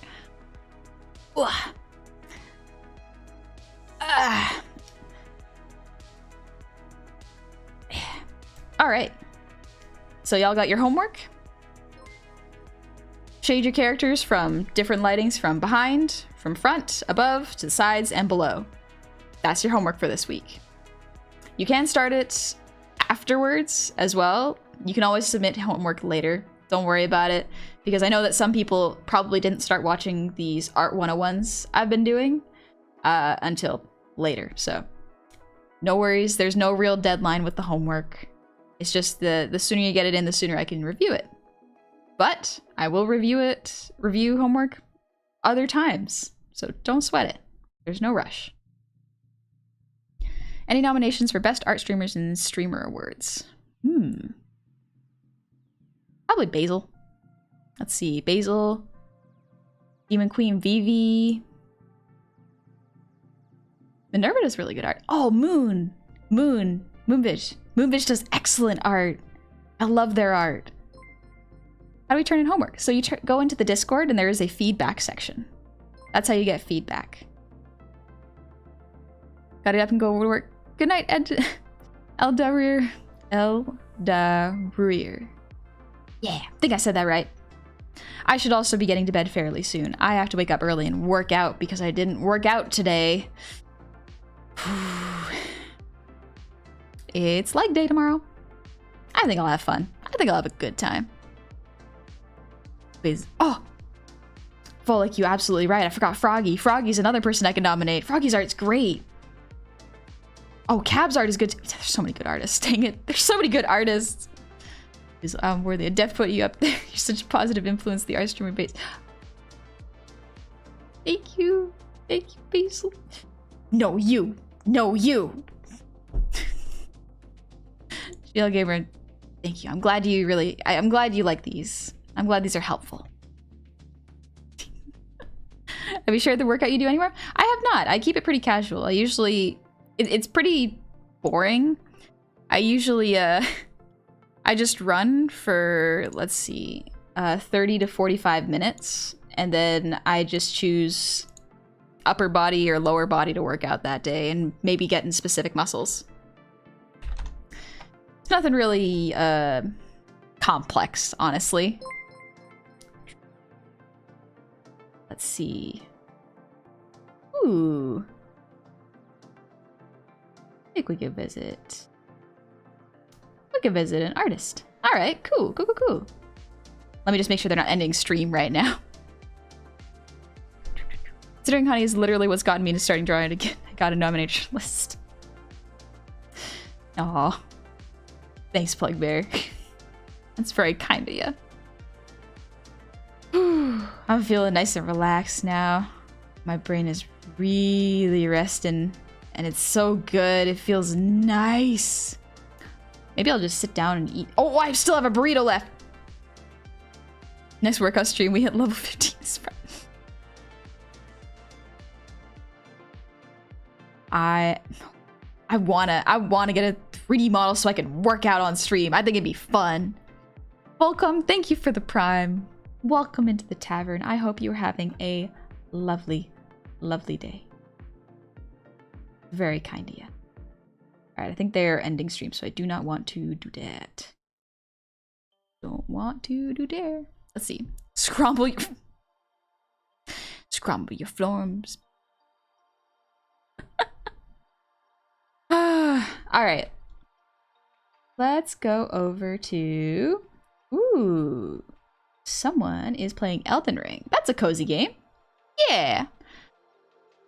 Tell you what. Yeah, scramble your florps. So, if y'all feel like it, you can post your homework in the Discord. Absolutely no pressure. Take it easy. I will review it, hopefully, within the next couple weeks. I'll be reviewing it. I think it'll be fun. But be careful if you are not ready to get feedback. Don't put your art in there. That is okay. You can put it in Artisan's table just to show off. That is something you can do as well. You can find my socials. Thank you, Guy. Post my art and my schedules to Twitter, as well as the schedules into the Discord. And, yeah. Let's go visit a horror VTuber.